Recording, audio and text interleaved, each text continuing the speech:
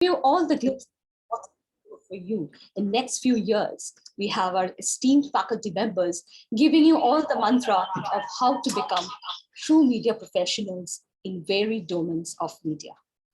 First, we call upon our dear sir, Professor Dr. Mohul Brahma. He will talk on Introduction to Media and Communication. Over to you, sir.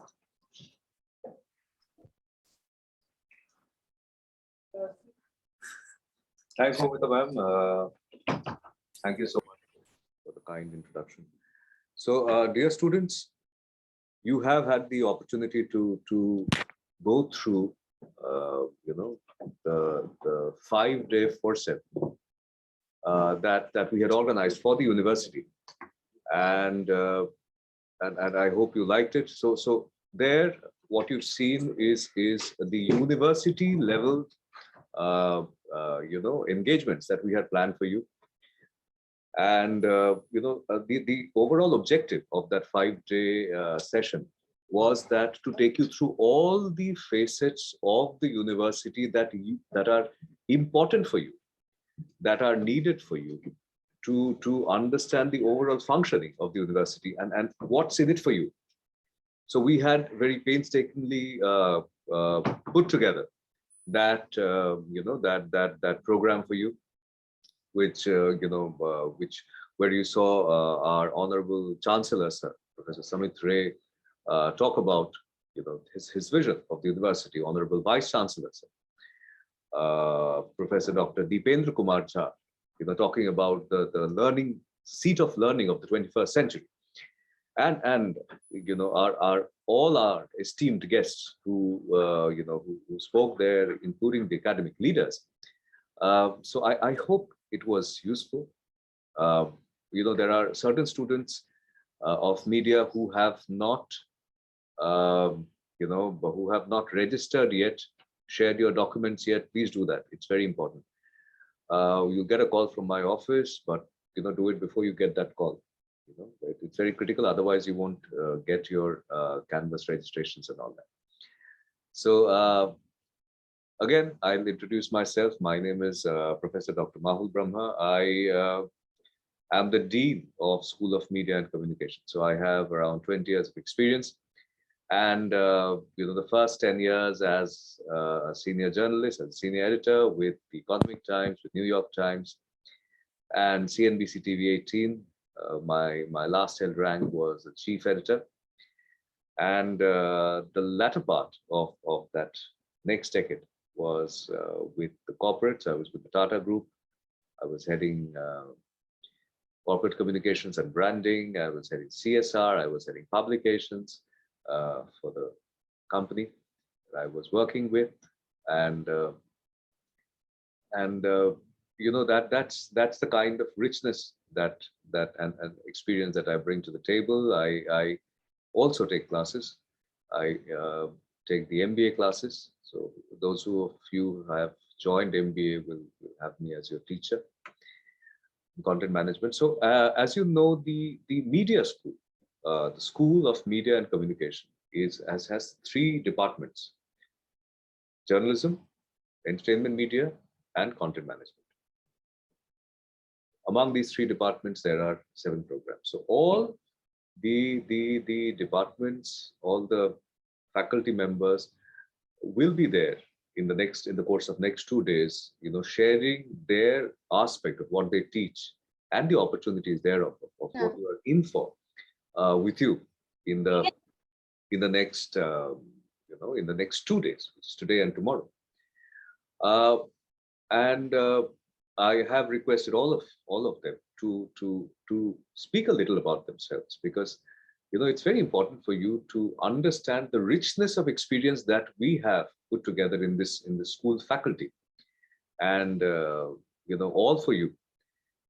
The most important thing that you need to remember here is that because we have a very, very strong industry connect, we bring to you what is the latest that the industry demands. So what is taught is platform agnosticity. We do not in the journalism, we do not only talk about print, we also talk about the blogs and portals. So the advancement of conducting news, communicating news, everything. So the syllabus is curated in such a way that you are not deprived of it. We have a state-of-the-art studio from where we are basically having this program for you, and even the Forceps, the main Forceps had for you. So you can see it's a state-of-the-art studio. Whenever you come, you get an understanding of it. So we teach the technicality of it, the technical aspect of it, that are there in terms of camera, in terms of editing, in terms of light, in terms of studio setup.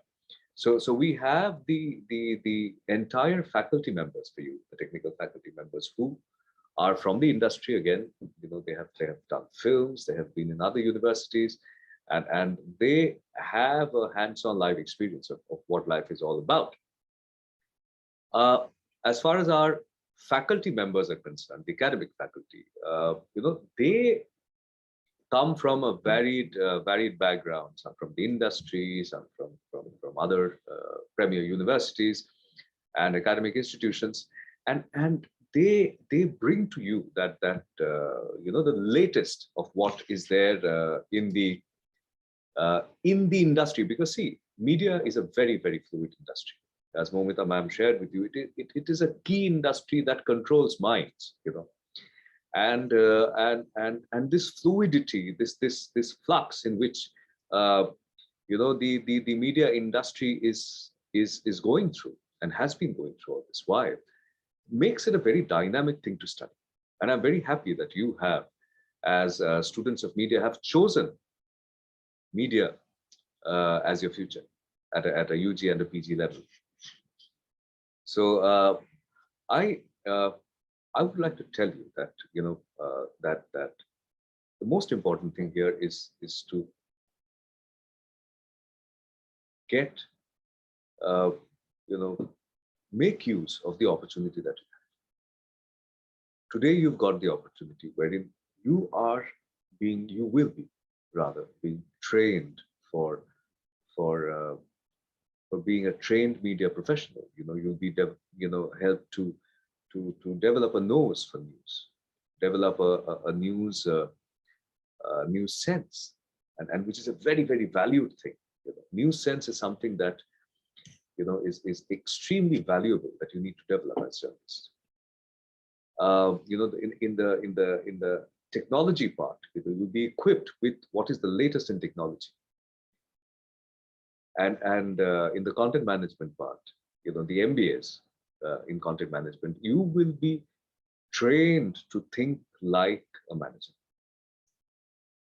See, dear students, it's all in the mind. So in your mind, whatever stream you've chosen, you have to start thinking on these lines. And it is the thought process that is going to develop your entire demeanor, your body language, your thought process. So you need to train yourself to think like a manager, or think like a journalist, or think like a cinema director, or sound expert, or camera expert, a cinematographer. All these things are very critical. It's all in the mind. You have to keep train yourself every day. We are here to guide you. We are here to facilitate your journey, towards becoming a professional. But the essence of the thought process has to be from your mind. So think like a manager. Think like a corp-com professional. Think like a journalist. Think like a director. Think like a cinematographer. Think like a sound recordist. Think. That thinking, once you start, dear students, coupled with theory and a lot of applications, basically a lot of practical experience that you have, that coupling is going to make you a complete professional. And for the undergrad students, I would request you please continue with your masters. It's very important that wherever you go, the bare minimum qualification you have is masters. And for the master's students, we have a lot of expectations from you, a lot of hope from you. You will be the brand ambassadors of SOMC. And SOMC, our media school, School of Media and Communication, is looking forward to having you, as our students, as our brand ambassadors. So you will take the name forward. You have a huge responsibility on your shoulders. So, I am extremely excited. I am very, very happy that I get to see you first virtually, and I think before the year ends, you will be able to get an opportunity to come to the university. But even otherwise, please come to the university. Please visit our studio. Please interact with the professors. We have and we are trying to provide a 24/7 environment for learning, and that the endeavor of that learning is that you get a holistic environment here, with the professors and with your friends, with the library, with state-of-the-art studio. Make films here, make documentaries here. You have people who are professional filmmakers. My first film was screened at Cannes Film Festival in 2016. So, you have to understand that, this entire endeavor is a roller coaster ride. What we give you here is a roller coaster ride. It's your, the onus is on you to enjoy, sit back and enjoy. And enjoy with learning, enjoy with applications, enjoy with real life scenarios, enjoy by thinking like a journalist, thinking like a manager. And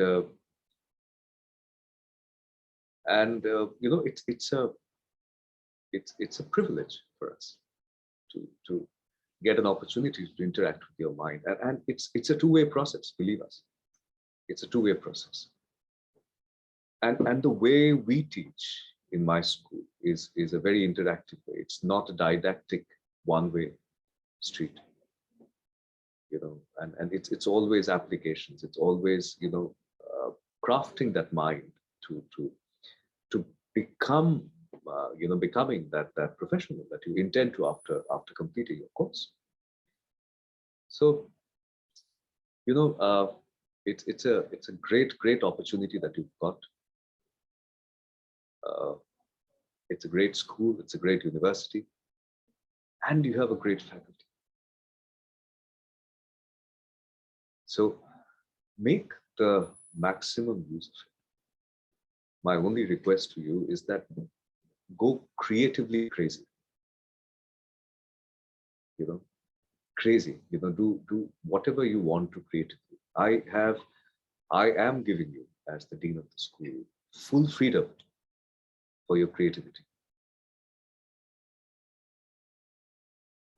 That is my only ask. Do not treat this opportunity passively. Live it actively.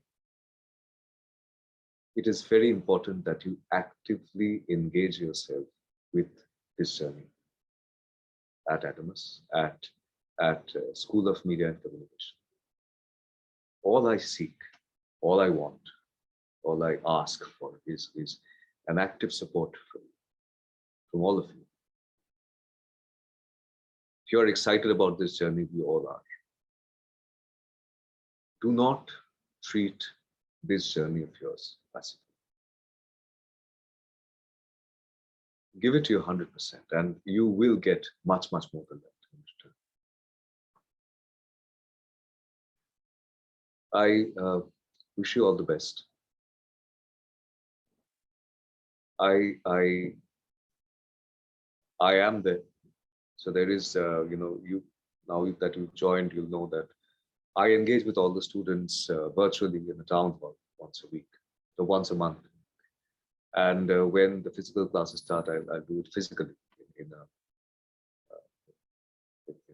one of the classrooms that we earmark for you.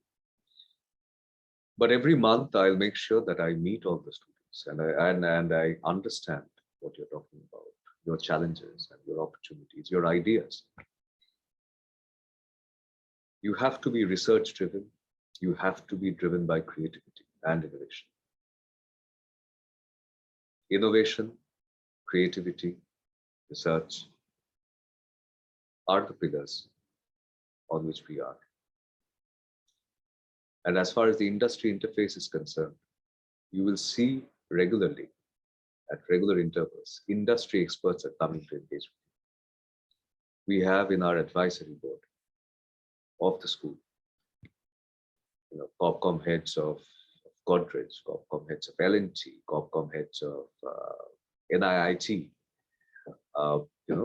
from the Tata Group. There are people there who are here to give you that exposure. And we will try to engage the CIIs and the Bengal chambers of the world to give you that industry exposure that you need. But the endeavor is to make you a complete professional. So grab that opportunity with both hands. Go creatively crazy, innovatively crazy. And I promise you, you will have a blast. So with that, Professor Dr. Mahul Brahma, I hand it over to my colleague, Moitra ma'am. So over to you, ma'am.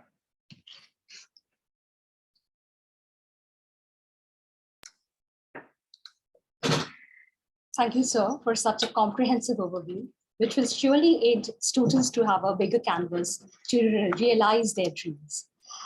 Those who have joined lately, I'll just give you my brief introduction. I have a 15 years experience as a teacher, as a copy editor, and also a reporter. I was with Times of India, in the Sun Times, and also Electronics for You group. I was recently being editorial consultant with International Justice Mission. And for the last 8 years, I'm into academics, teaching media ethics, then media laws, then print media, and also new media. And I'm also heading our SOMC blog, Journal Post, and YouTube channel. So we'll get to know tomorrow. I'll have a brief introduction with you too. So now we call upon our faculty member, Assistant Professor Nitesh Tripathi, on behalf of our head of the Department of Journalism, Dr. Shunan Bhattacharjee, to give an insight on understanding journalism as a domain. Due to some personal reasons, Dr. Bhattacharjee is unable to attend the session. Over to you, Nitesh.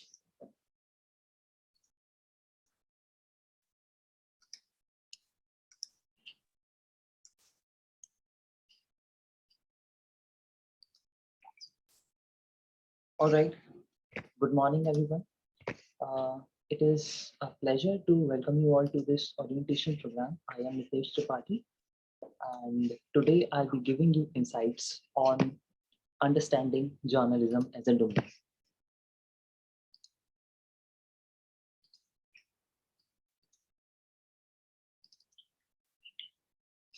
So,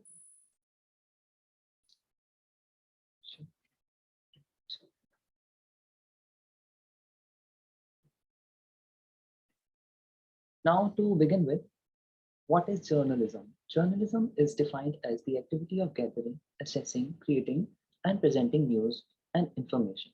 So that is journalism. And now journalism is not just limited to print media, that is the newspapers and news magazines. It also has broadcast media, that is the radio and television, and it also comprises of new media, that is the internet. Now, before I go on to tell you about the various courses that we have at our Department of Journalism, I would like to tell you one quote. You might have heard, pen is mightier than sword, isn't it? But I'll be giving you another quote, which is by Akbar Allahabadi. And it goes in Hindi like this. खींचो न कमानों को न तलवार निकालो, जो तोप हो मुकाबिल तो अखबार निकालो, which in English translates to neither bow nor arrow nor a sword you require. Publish a newspaper whenever faced with cannon fire. That is the power of journalism.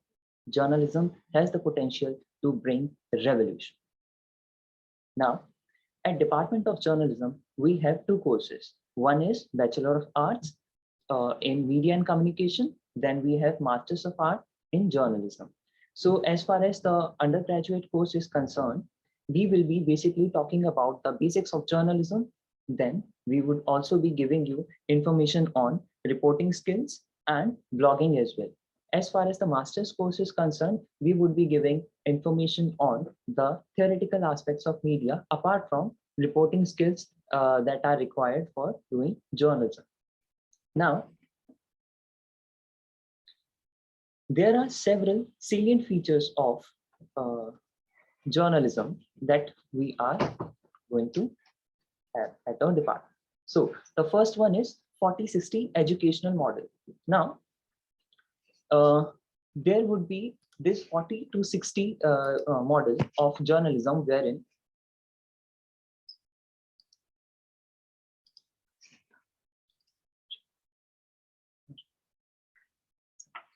there would be this ratio of 40 to 60 model that we would be following, wherein 40% would be teaching, all right, that is classroom teaching, and then the remaining 60% would be field-based training. Another feature of Department of Journalism would be platform agnosticism. That is, we would not be, limiting you to just one platform. We would be making you, proficient in platforms that are not just, print, but also others as well, like broadcast or new media. All right. So you won't be limited to just one platform. We would be ensuring that.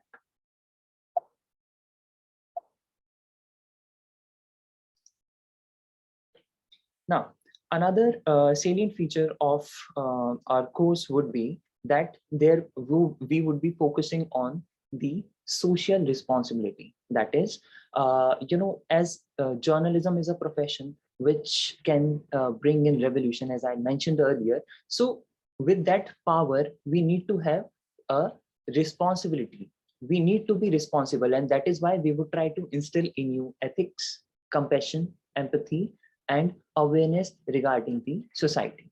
Because journalism as a principle, as a domain, as a field, is having the capacity to ensure and uphold democratic values and ensure accountability of the government. All right. Now, the next feature is entrepreneurship. We would not be just giving you this mentality of being an employee. We would be providing you with the skills which would make you an entrepreneur. Preeminence of Mojo. Mojo stands for mobile journalism. In today's digital age, there has been convergence of all the media towards new media, that is the internet. So how journalists are going to cope up with this, isn't it? So we are going to ensure that you are becoming proficient in this particular field, that is mobile journalism. We would be providing you with necessary skills so that you stay relevant. All right.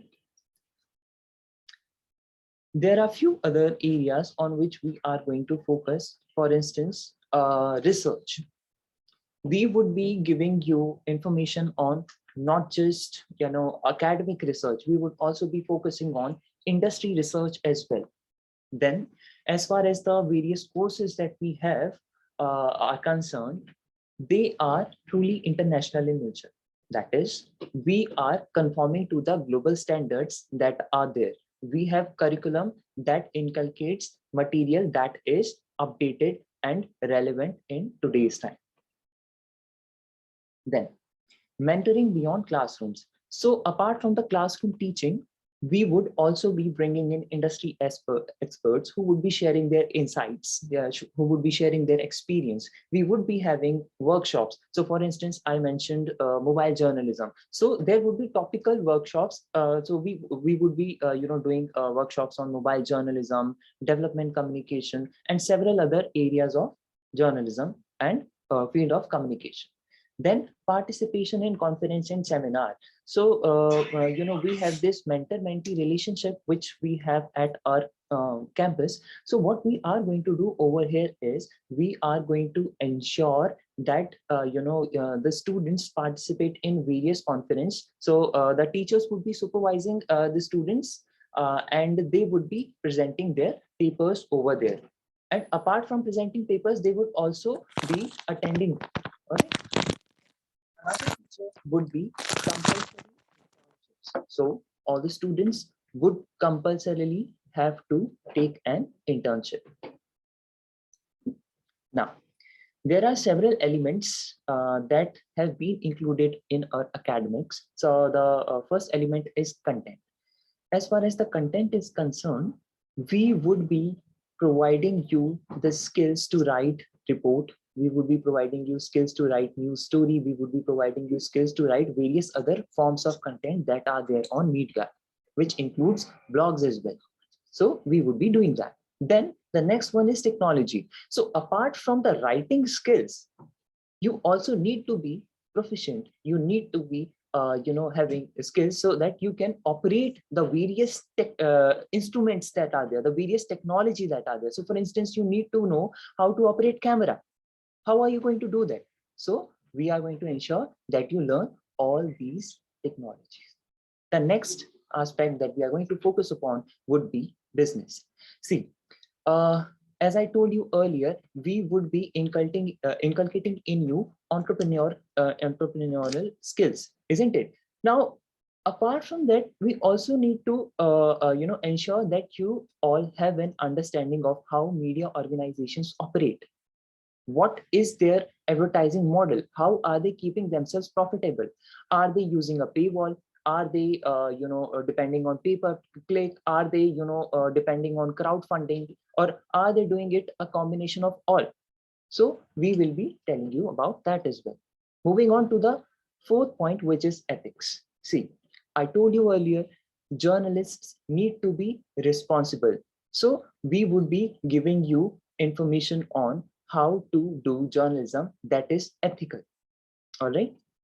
Then the last part is legalities. So a journalist needs to be trained in the various articles, various laws that we have, the various policies that the government has for the country, isn't it? So we would be providing you information on that as well.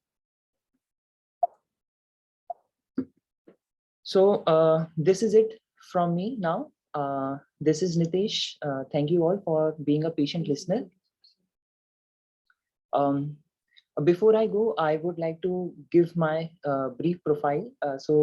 I basically hail from Gwalior, and I am pursuing my PhD from Banaras Hindu University. And presently I'm working at this university. So I have been a senior research fellow, and I have 5 UGC care publications. And so yes, thank you all. And over to Moitra ma'am.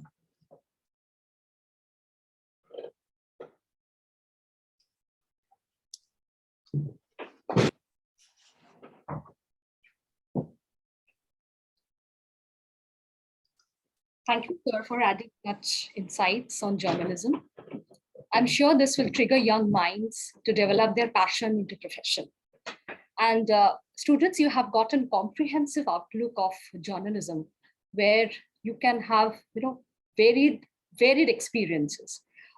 Just have an open mind to learn, to relearn and then unlearn. Learn these things and you will get a world at your stake. Okay, now our next speaker is Mr. Shombu Shubhra Das. Mr. Shombu Shubhra Das, the head of the Department Entertainment Media, who will give you an idea about understanding entertainment media as a domain. Over to you, sir. Thank you. Thank you very much. I am Shombu Shubhra Das, thanks to Moitra ma'am. And in case you're wondering who is this person with beard and a lot of hair, I'm a person who lives, drinks, eats, and sleeps cinema. And hence, I'm very lucky to be the head of the Department of Entertainment Media. And you can you see the PPT? Yes. So just wait. So what I was talking about was cinema, and if I'm talking about cinema, it is also inclusive of the OTT platforms, any kind of audiovisual representation, television, and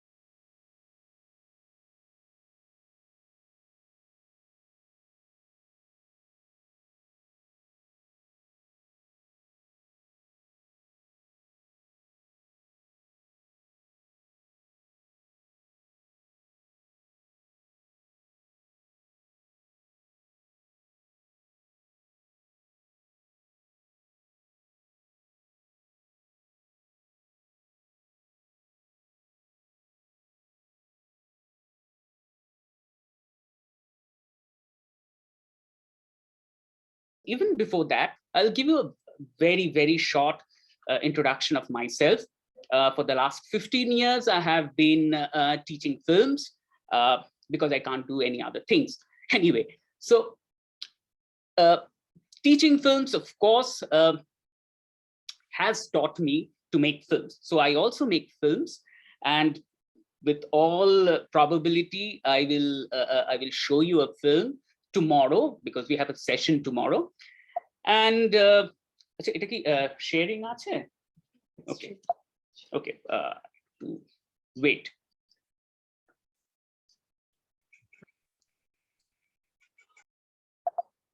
Wait. And you know, no, ঠিক আছে, it's all right.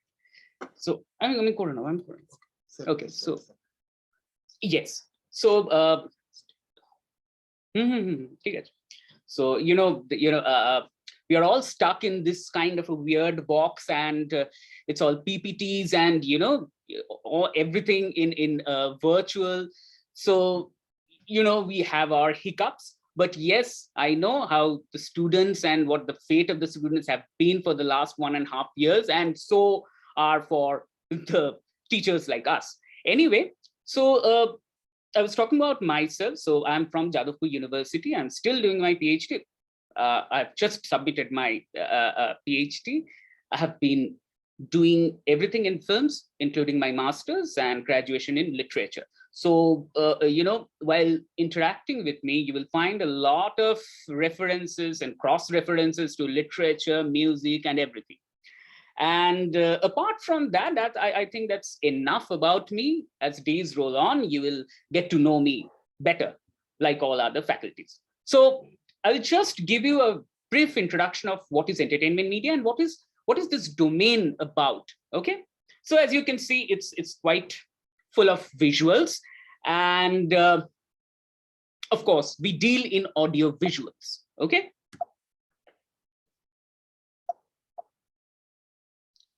wait. Now, the first and foremost thing that comes to your mind is, what is entertainment media? Now, there are 5 broad avenues of entertainment media. Now, first and foremost is cinema, as you can see here. No. Cinema. Second is television. Of course, I have given a visual that is almost known to all. Okay. Third is radio. Of course, we all know how radio was important, and still it's gaining importance slowly. Fourth is print.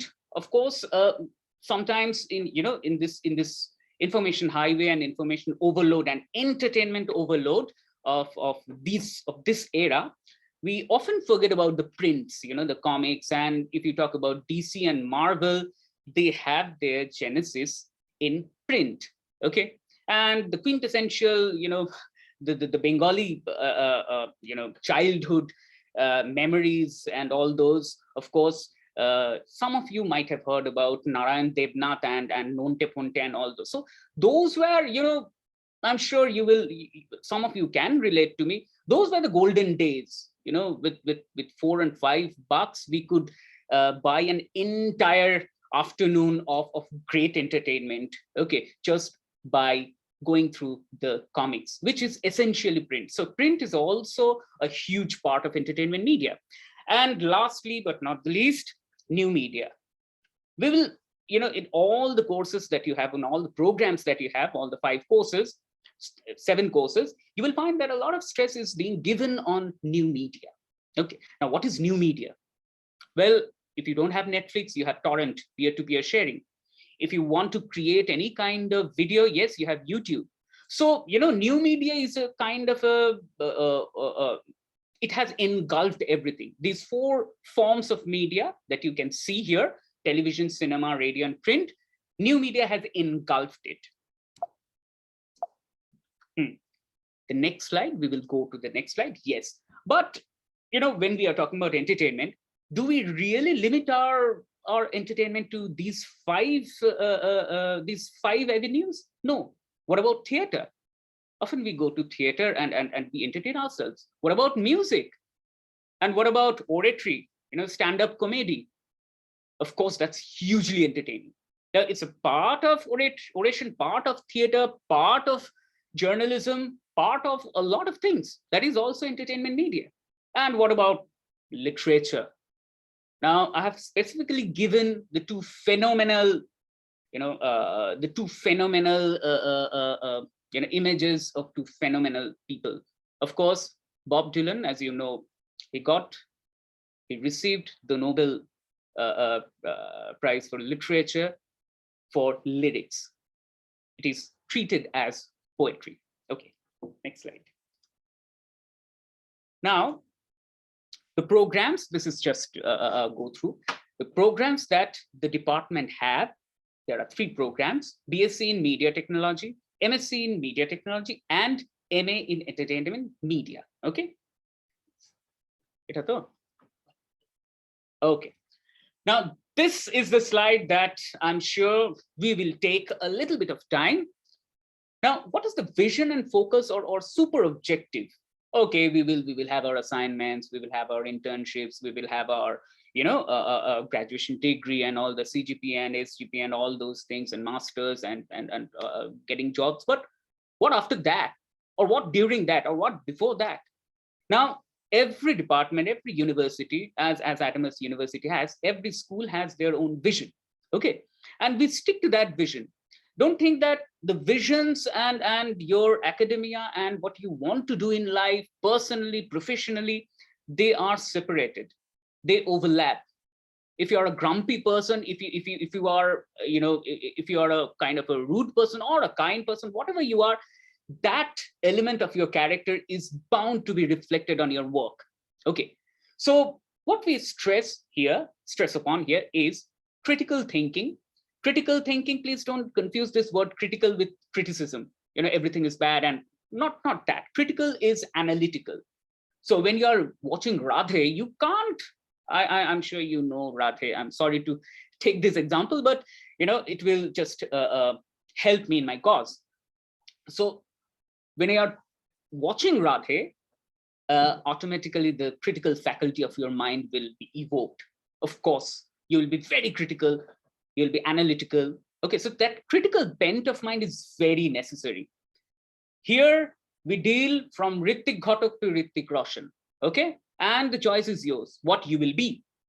The second is cultural sensitization. Now, cultural sensitization is something that we really need to know, need to orient it with, because in this kind of a where the entire world is interconnected, we are dealing with the certain kind of rise of violence, rise of organized violence in India, and we are not talking about United States. It's not possible, right? So there are so many cultures. It's not possible for us to have all the, throwing all the light on all the cultures of the world. But yes, what are the major cultures that affect us? We will try to orient ourselves with that. Now, imagination and thinking in and out of the box. Everywhere you will find that think out of the box. Okay, you have to be inside the box in order to get out. Okay, so you have to know mainstream in order to create art. You have to know a certain kind of a certain kind of do in order to know the don'ts. You have to know the discipline in order to break it, right? So you have to know the center in order to go to the margins. So this is what I'm talking about, imagination and thinking. Of course, we deal in films, in web series, in creating audio visuals. So we have to be in and out of the box. We have to be imaginative and thoughtful. Now, implementing the thoughts into audio visuals. For that, we have a lot of modules in the course. And of course, your imagination is one of the vessels through which you go there. Now, there is another thing called argumentative process. Now, it dawned in my mind that this person, this phenomenal Nobel laureate called Amartya Sen, he had a book called The Argumentative Indian. Now, if you don't argue, if you don't get into any kind of discussion, how would you evolve? How would you know the world? How would you know the person sitting beside you? Not by just texting or WhatsApping. You have to talk and you have to argue. You have to put your arguments and counter arguments, and that's how the river flows. Okay, technique over technology. Now, this is a certain kind of a thing that I will speak in the days to come. Now, technology is this machine, right? Technology is this Microsoft or Apple or whatever camera, Sony, whatever you have. Technique is how you use it. And here we teach you technology and also discuss the various aspects of technique. Technique is how to handle the machines. Okay, now the most important thing, social consciousness. Now, if you are, look, cinema or entertainment media or television or whatever you do, it deals with the society. It deals with you and me, with people all around us. Now, if you don't know them, if you don't know the social structure, if you don't have any question, if you don't have any imaginative and thoughtful vision, how would you put up something to show? For example, I'm sure you know Charlie Chaplin. I'm sure you are quite aware of this phenomenal series called La Casa de Papel, Money Heist. So, what does Money Heist talk about? It talks about the world. It's not about only bank heist. It talks about the world. So even like a commercial flick called James Bond, it also talks about the world in whatever way it is possible. So social consciousness is very, very integral to entertainment media. Okay, now the next slide. Okay, what are the things that we do here? This is quite a simple thing. Writing, yes, writing scripts, screenplay, and if you can write poetry, and instead of taking notes, you had written poetry in the back of your class book copies, then you are a genius into making. I'm serious about that. Anyway, planning is very important because it's not about just only writing poetry. It's about creating images out of those poetries. So we have to plan. We have to have determine location, the budget. Pitching is something where you pitch your ideas to producers and commissions who give you grants, and then based on that pitching, you get money. If you're trying to become a filmmaker or any kind of director, you need money, and for that you need the producer. Okay, cinematography, I don't need to stress on that. Sound recording, editing, color correction. Color correction is a part of editing. Okay, all the films that you see have color correction. Okay, music, that's one of the integral parts. Whether you you have to know Honey Singh and Tagore at the same time. You have to know Beethoven and Beatles at the same time. But yes, if you have an edge in music, you don't have to be a Pavarotti or Kishore Kumar in order to understand music. It's just you have to have an ear and a heart, and there should be a connection. You will understand music. Okay, sound design. That's very, very important part. Okay, film studies, film history, film theory. A lot of food for thought, a lot of debates, a lot of arguments, and a lot of visuals, and of course direction. Okay, these are the elements of filmmaking. And I'm very happy that our courses, that our programs cover all these aspects and gives you an opportunity to make multiple films, documentary, fiction, everything. Okay. Now, again, what are the things that we do apart from filmmaking? Television broadcasting, print design, you know, the design of allow correct. Yes, someone is joining now. Okay, welcome. So print design, you know, the magazines and all those posters, and posters are integral to your filmmaking and your everything.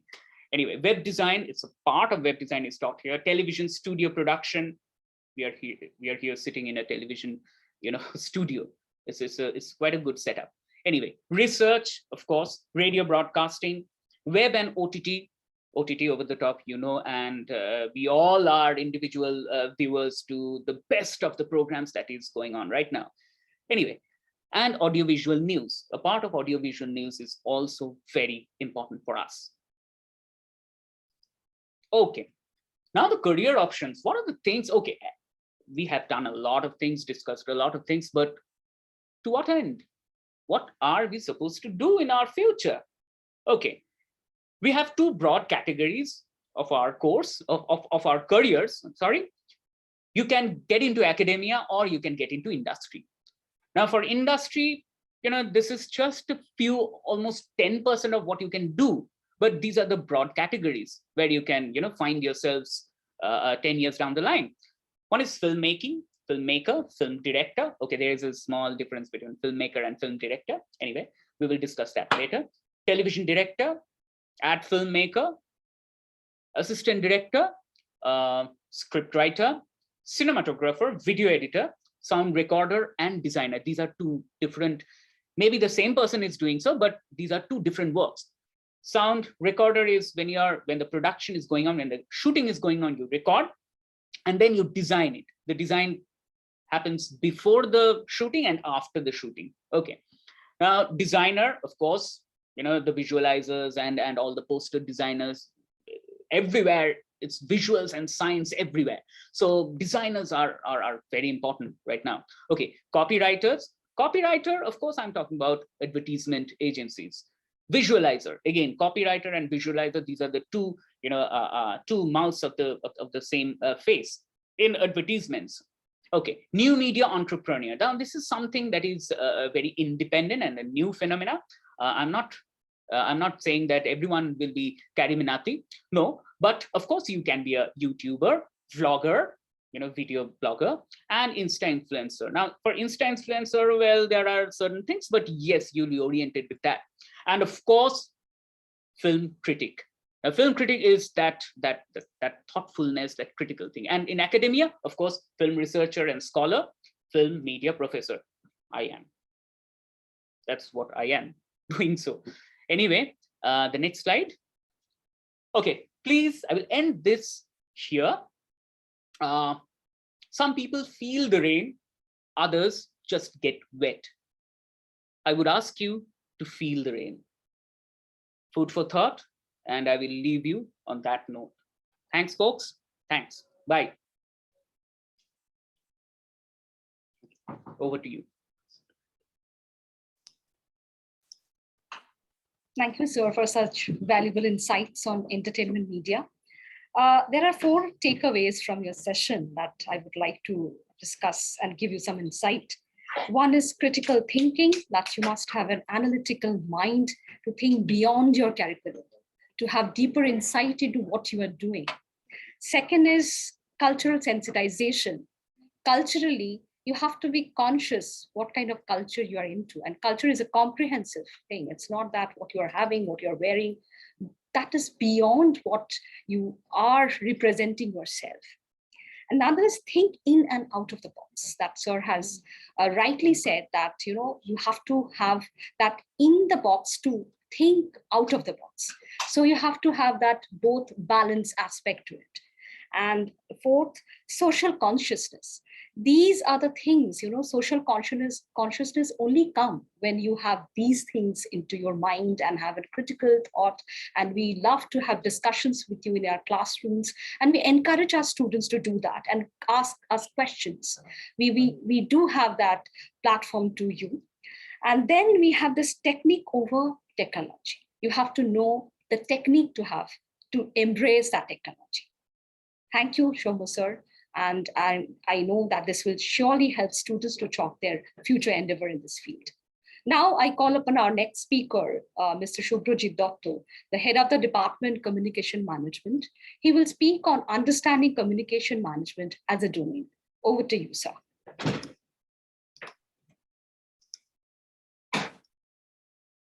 Good morning, everyone. Thank you, Moitra madam. Good morning, my dear students. So before we start about what is communication management and how it will help you, I would just like to give a small introduction. So can PPT would be shared here.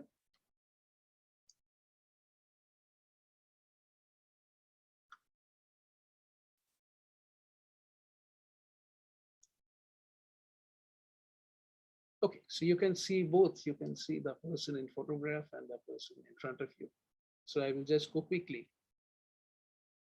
So these are the institutions from I have passed out long time back.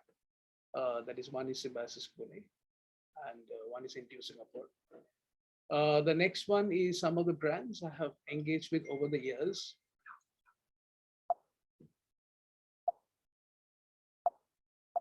Okay, one second. I think there is some. So this was one of the. Okay, so this is one of the brands, as I was talking about to you. I was handling their client visit experience program. That's a part of the marketing communication. I was a part of the marketing communication department, looking after various global marketing initiatives. DuPont, again, it's a Fortune 50 company. Both Accenture, DuPont, these were Fortune 50 companies. So DuPont, I was looking after public affairs. Mahindra, again, all of us know. So that's there into car, into tractors, in any of the fields that you can talk about. Mahindra need no introduction.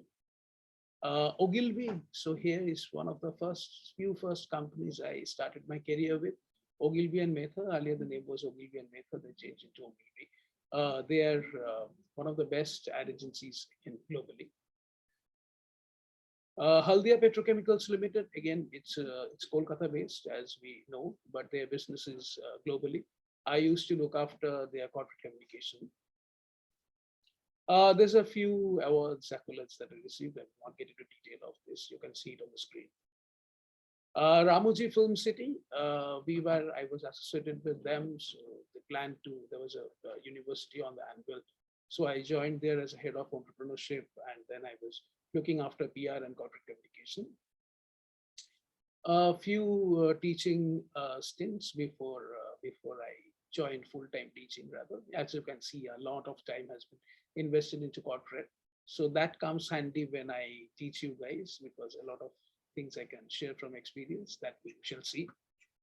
Okay, so here is Symbiasis Center for Media and Communication. We know that already. Daffodil International University, again, a partner university here with Adamas, and also one of the biggest private universities in Dhaka.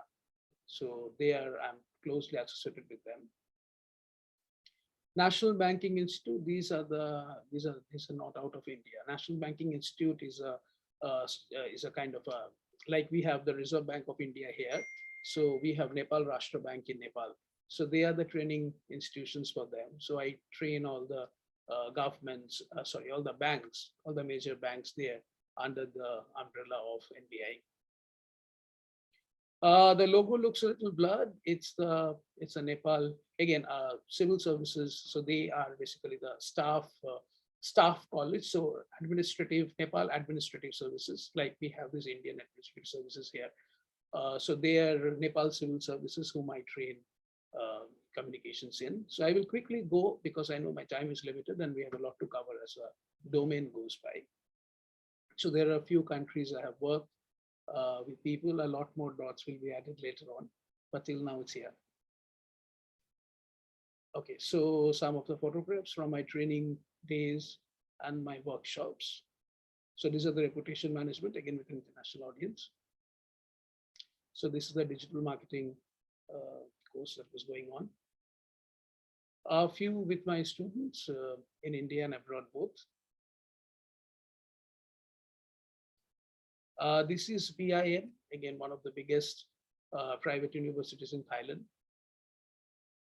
This is in Dhaka. This is again in Dhaka. So these are the workshop photographs. Yes, with some students here. Yeah, it's a digital marketing agency, one of the biggest in Nepal again. This is in another school. Yeah, so these are all the bankers, and you can see me sitting in between. Again, bankers. These are all the officers, the civil services officers who I was talking about. So yes, thank you so much. So that goes for the introduction. And now we shall start with the introduction of communication management and discipline.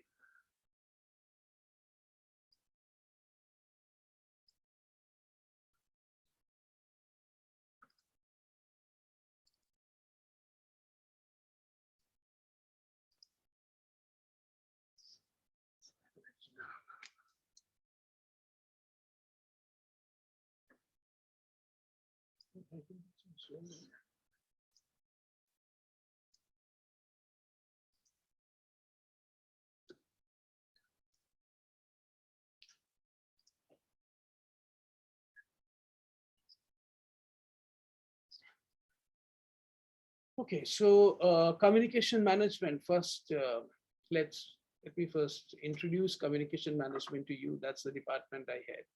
So think about it. Any kind of a communication that's going on within the organization or outside the organization. Okay, so whether you want to give a advertising, whether you want to launch a PR campaign, or any kind of an internal, say for example, you want to have an internal communication program for your employees, any kind of a communication that we talk about comes under the domain of communication management.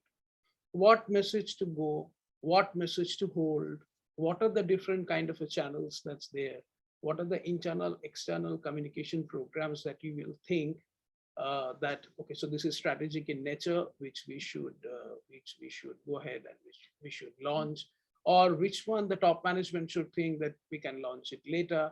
All of these comes under communication management.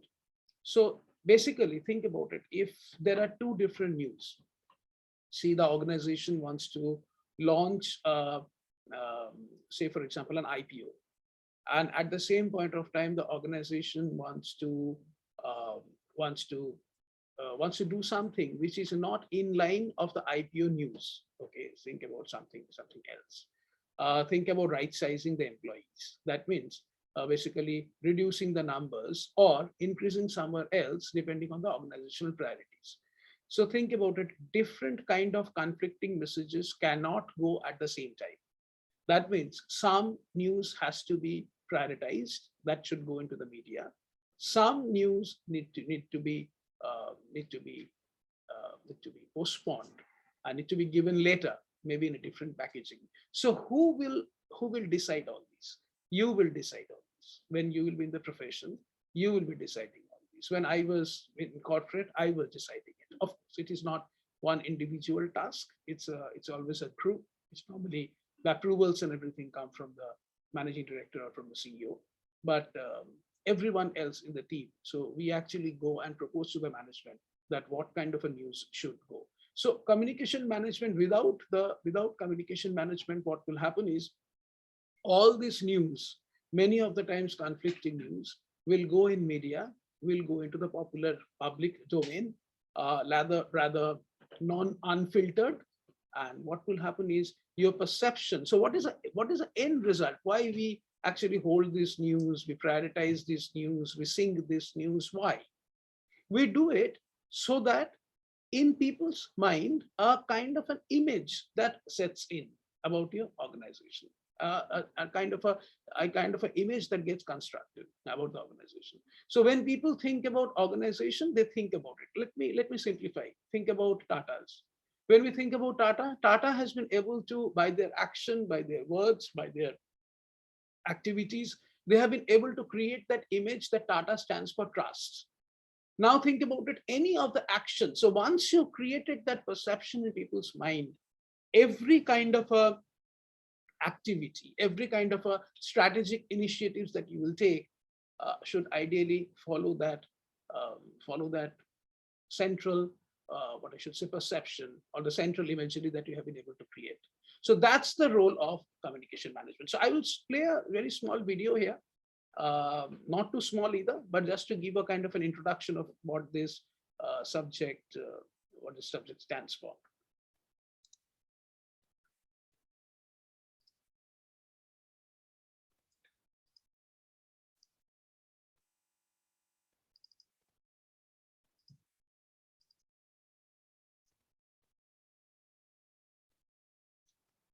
Look at it, what I should say, with some kind of and try to make some point out of the video. You will understand what this subject stands for, because it's been made in a very kind of a simplified manner.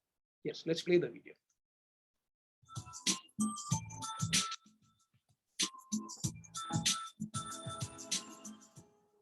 Hi, this is Professor Ujjwal Kumar Chaudhary, Pro Vice Chancellor of the Adamas University and the Dean of its Media School.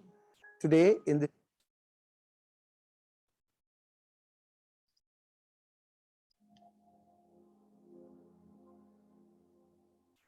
Hello, I am Shubhrajit Datta, an associate professor and head of the department Communication Management of School of Media and Communication at Adamas University, Kolkata.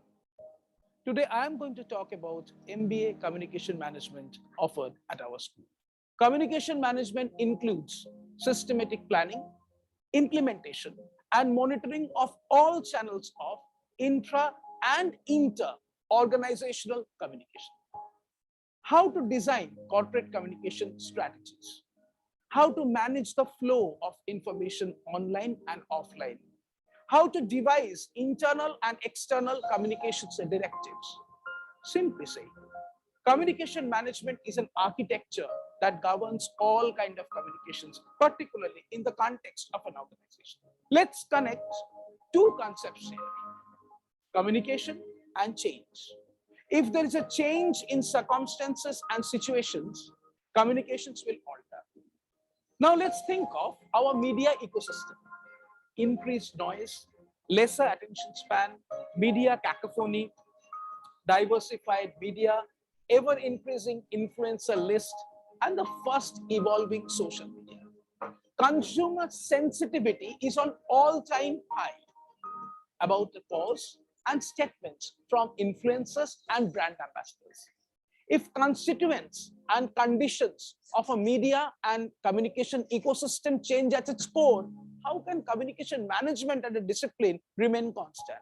Hence, we are looking at a metamorphosis, particularly post-COVID-19.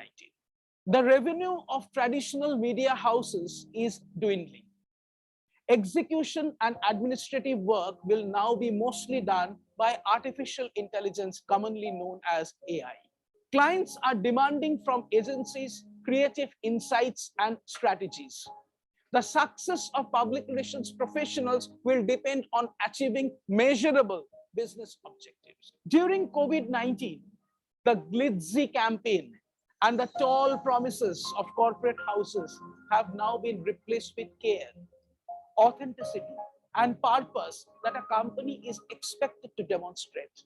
Skeptical stakeholders are now measuring intention of the companies round the clock. Should we fear this change? Let's recall Charles Darwin when he says, "It is not the strongest of the species that survive, not the most intelligent, but the one most responsive to change." What are we doing under communication management at School of Media and Communication, or known as SOMC, at Adamas University to embrace this change? Our approach is practical based, industry driven, whether it's advertising, public relations, corporate communication, or integrated marketing communication, or business communication. We focus on soft skills and cross-cultural communication. We equip you with knowledge of business, finance, and risks. Work with you through constant monitoring, mentoring, internship, and regular coaching. Our list of subjects is exhaustive, and tailored to your needs. Our teaching method revolves around you. You will find all of it quite handy in your career, whether it's in marketing communication, corporate communication, business communication, public relations, advertising, content marketing, market research, media entrepreneurship, education, or any of your chosen domain of operation. Join us to shape your future. See you soon.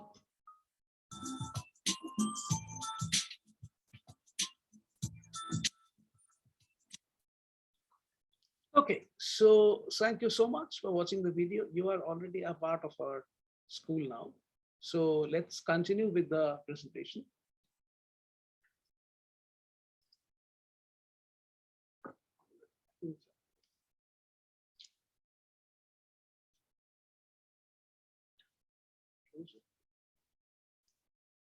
The top one.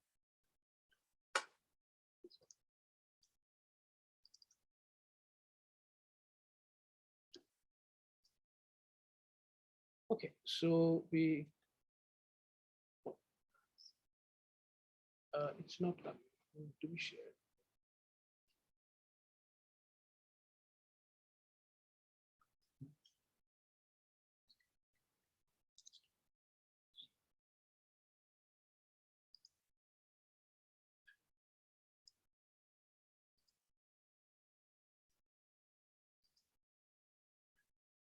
Okay, so I think the video was quite an elaborate one, which talks about what are the kind of different subjects and what are the kind of careers that you can choose. But I would like to, I'd like to have a small discussion rather on what communication management stands for and how it will actually impact you or benefit you in your career. Next slide, please.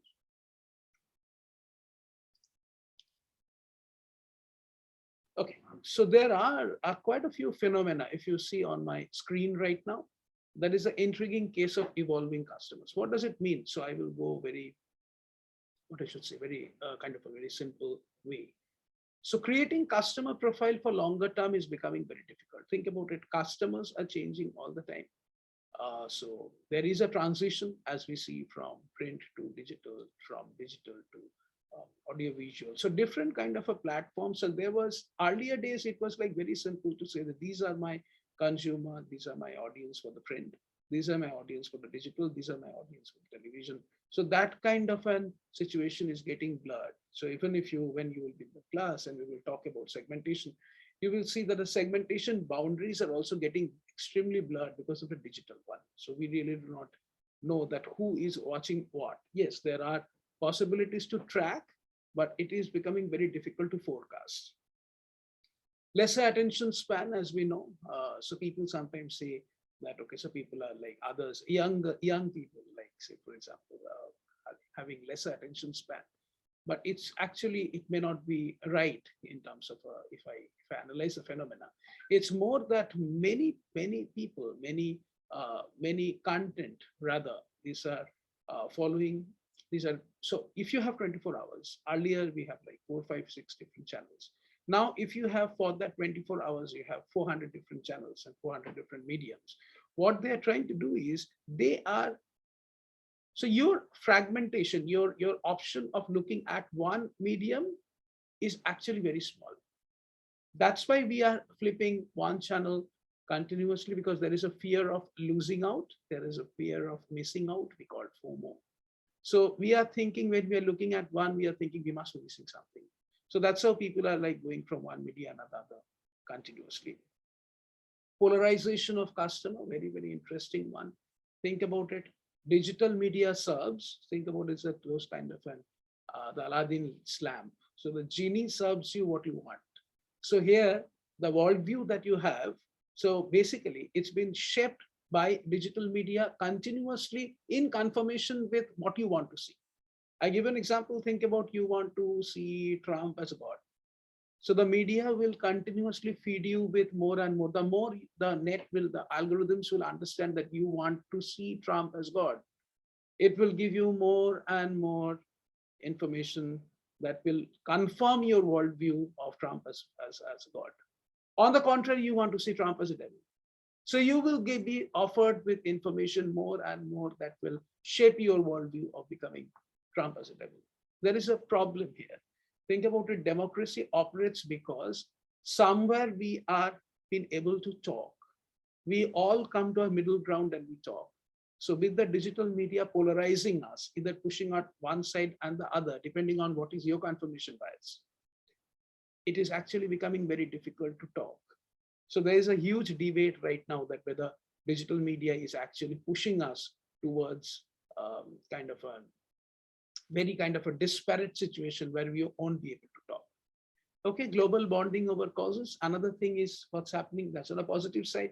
Many of the things, say, think about your handicraft industry. So Haldia, we used to have like very limited audience. Now across the globe, whoever is interested, they are with you.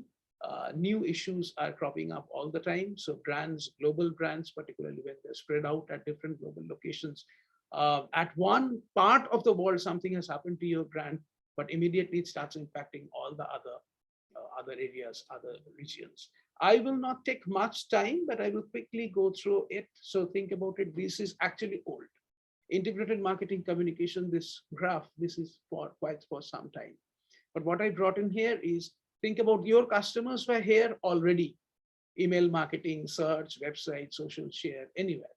Okay, so now adding to it is getting those layers of newer digital marketing and your virtual medium. So what's happening is in another 5 years or maybe less than 5 years, I'm hoping after 5G comes in, a lot of our existence will be in virtual media. That means you can be anywhere and then you can be present in other places also. And we will not be what I should say, we will not be separated by our physical presence, but you and I will be in the same room. So what happens is your digital avatar and my digital avatar will be talking just in the physical sense, and we will be able to see each other absolutely in the real sense. I will not get into detail because of the paucity of time, but that creates additional layer of complexity and opportunity both. Okay, so I will now, so where it will all converge, it will convert to the message level. How, that we will again discuss in the class anymore. Today was just to give you a flavor of what's coming in. Possible job opportunities, yes, event manager, then you have manager, marketing, television, broadcasting, particularly when you are reading our entertainment, our events and entertainment division, like the part of it. As an independent event planner and all. And if you are going for communication management, if you have chosen that, you can be copywriter, advertising manager, marketing director, you can be in community relations, advertising, sales and all. But just to make one point clear, these are not, there is no silos here. Marketing is all about creating a perception, and that those are not silos, but those are converged at various levels. So you can always choose any other career depending on what is your what is your call, what makes you, what is your passion, what you really want to do. Okay, so with this I close my session, and I welcome you again, and I wish you all the very best in your life and career. Thank you.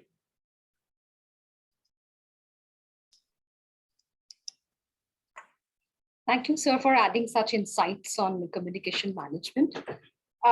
There are 5 major takeaways from your session. One is systematic planning. Second is implementing. And third is monitoring. And fourth is managing the flow of information online and offline communication. And the fifth, and the most important, that is the concept of evolving customers of integrated marketing. So where it all converges, the message that Mr. Shubhrajit Dotto give it to you, to have an insight into communication management, this would surely aid you all to become successful communication strategists. Now we call upon our assistant professor, Mr. Shayuk Pal, to introduce all our faculty members through his session on Know Your Faculty Members. Over to you, Shayuk, sir.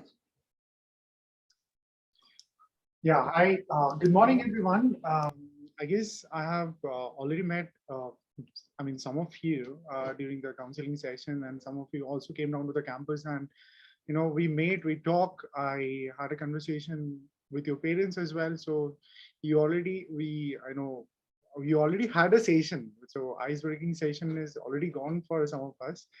But for others whom I haven't got the opportunity to meet, so I'm going to bring out, the different, different flavors that our, school offers, because, we always look at our faculties to, we look at them to know them, know their specialty, how we can get benefited from them. And fortunately, we bring up this session just to help you out, because I remember during my college and university days, there was no such session. I used to look around, different faculty rooms, and I used to look around different classes for the faculties to, to get to know our faculties. And, there was no ice-breaking session. We never knew how to reach and whom to reach. To bridge that barrier, it's very important that we bridge that barrier, and we actually know our faculties, because I guess back of your mind you are also looking for this session, where this particular section that you immediately grab hold onto your faculties, and because I'll also be telling you where their specialized areas are, one or two areas. But I'm not going to tell each and everything, because their publications are also, because those informations we can talk about later. And those informations, when you know the faculty in a greater depth, you would slowly unveil. We would also unveil ourselves. We would slowly get into the stuff, and we will go for collaboration, publications. For both PG and UG would, because from my class, I'd be looking at publications. I'd be looking for joint publications as well with the students. So let us start with that. And before I start, I hope you already know that we have three different departments, right? We have departments. Can I have the PPT? Yeah. So we have the Department of Journalism, Department of Communication Management, and so let us start with the three departments are headed by our Dean Sir, Professor Dr. Mohul Brahma, and he is our guiding spirit. And whenever we have any kind of problem, he's the one first that we approach, especially. Now, in another session, I'll tell you that how to reach out to your faculties and layers. So that is not for this session, but anyways, you just need to know that Dean Sir, Dr. Professor Mahul Brahma is there for not only for you, for us, for the entire school. So whatever problems, for example, you need to reach out to your mentors, and then from there, Dean Sir would handle it. Dean Sir would always listen to you. On his career ground, before joining Adamas, he has been the head of CSR, PR, publication and branding for Junction, which is a Tata company. And he has been an author. He has multiple books in his back. There's a very beautiful series, Decoding Lux. So if you have an opportunity, the people who are lover of books and who loves to read about brands and their performance and their achievements, so you should really go for this series. So now next, we move on to our next HOD, because I'll be introducing the HODs one by one. Let's start with now Dr. Shunan Bhattacharya.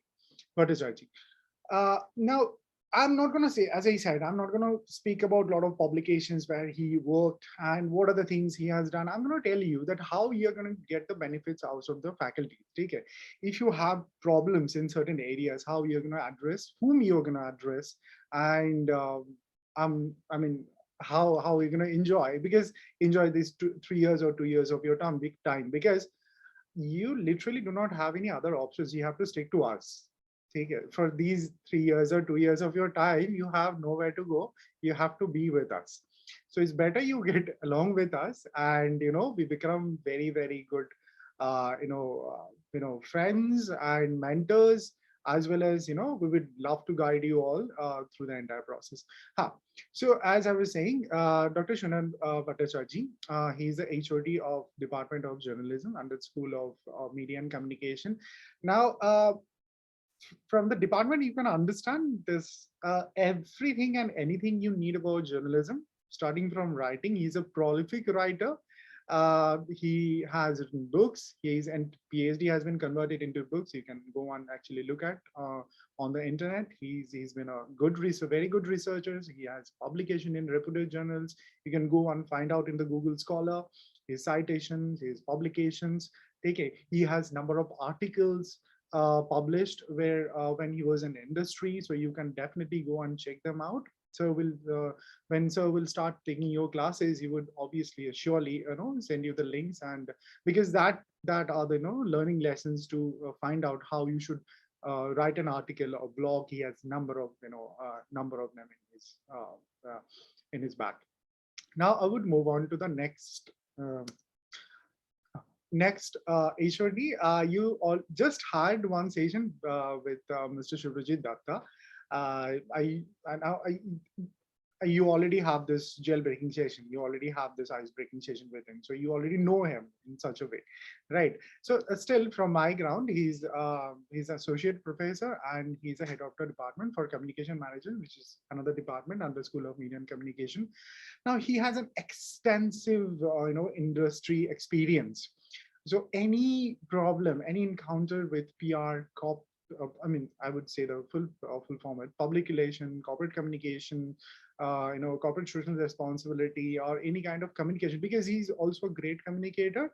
He has taught, students not only from India and the trainers. He has also trained and taught trainers.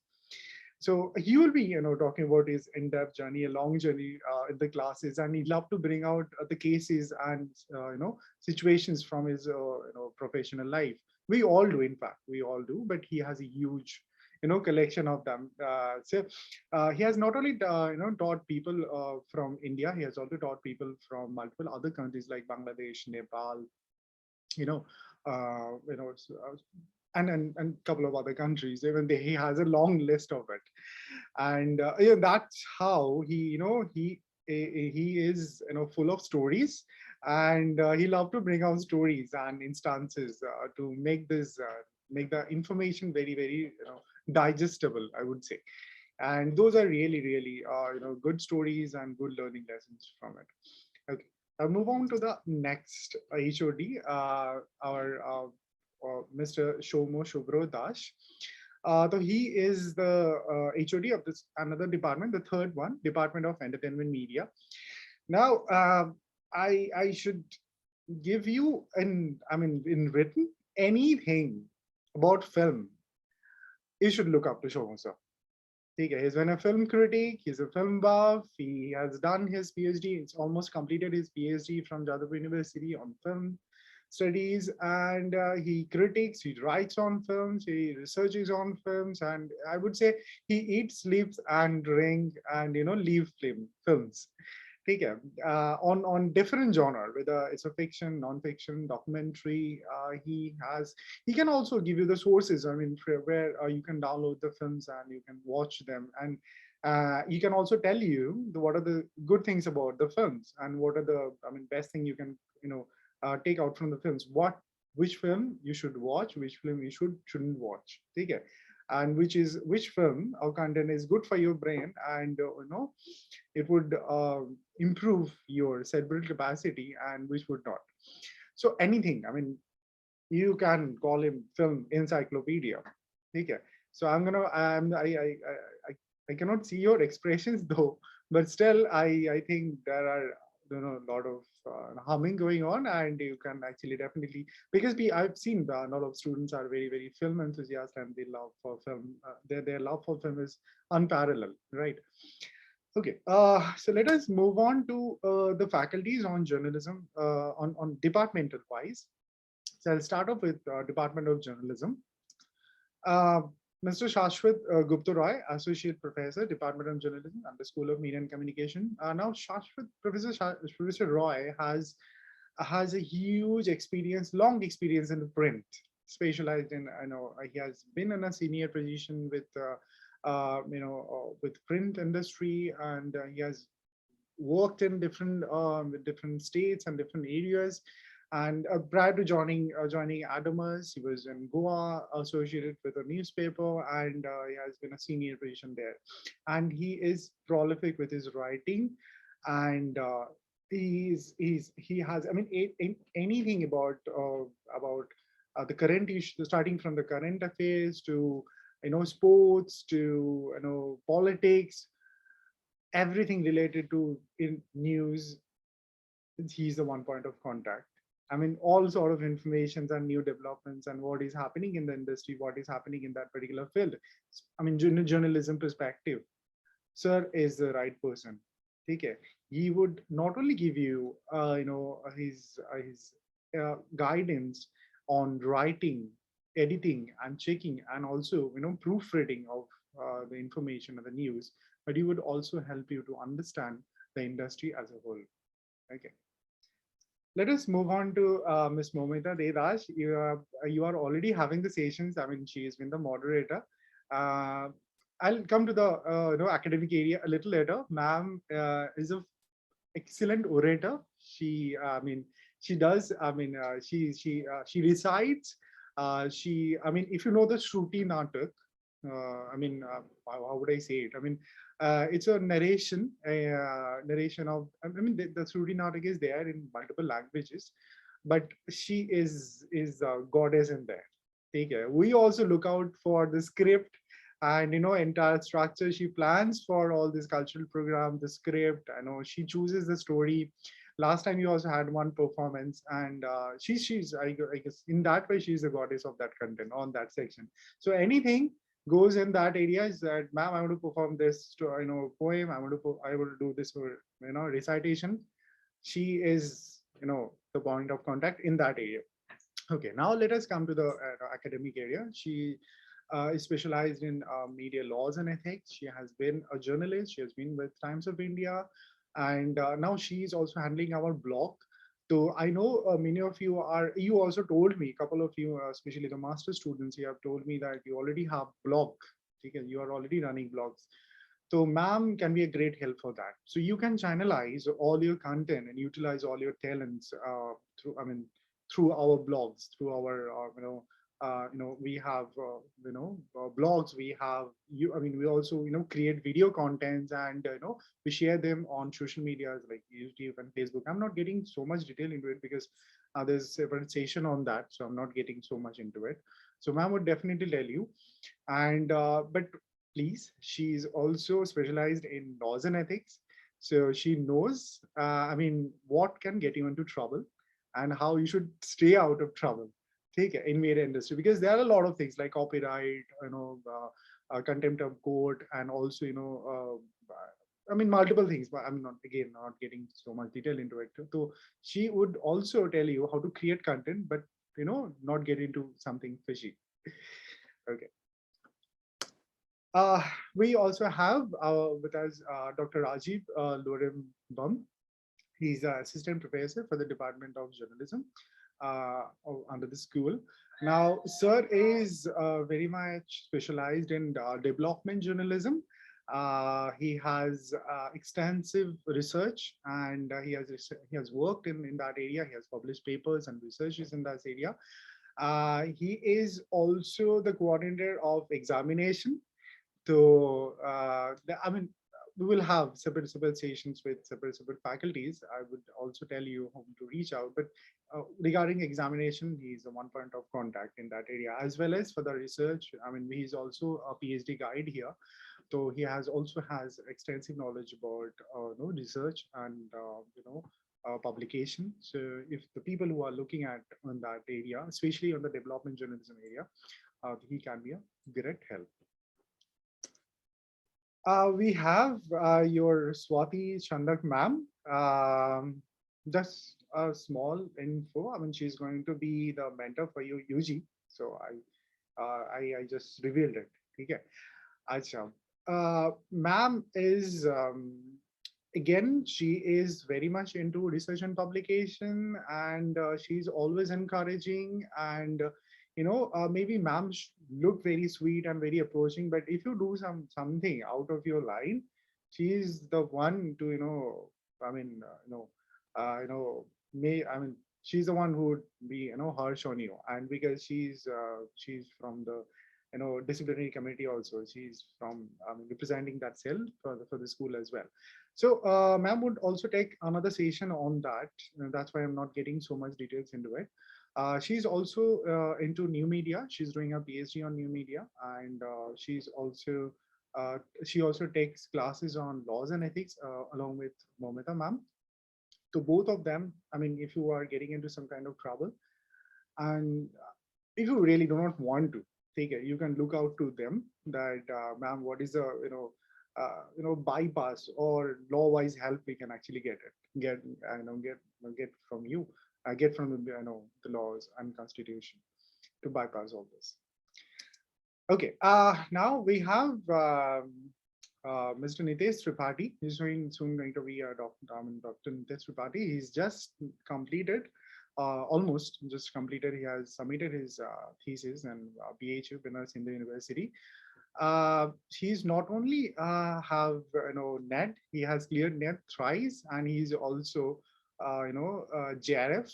So he is also a recipient of prestigious JRF from UGC.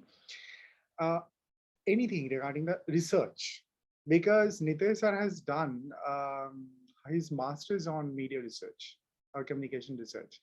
So anything, I mean, research methodology, I know this is a very boring portion, but I know Nitesh sir, I can guarantee Nitesh sir would make it, like, the topping on a cake.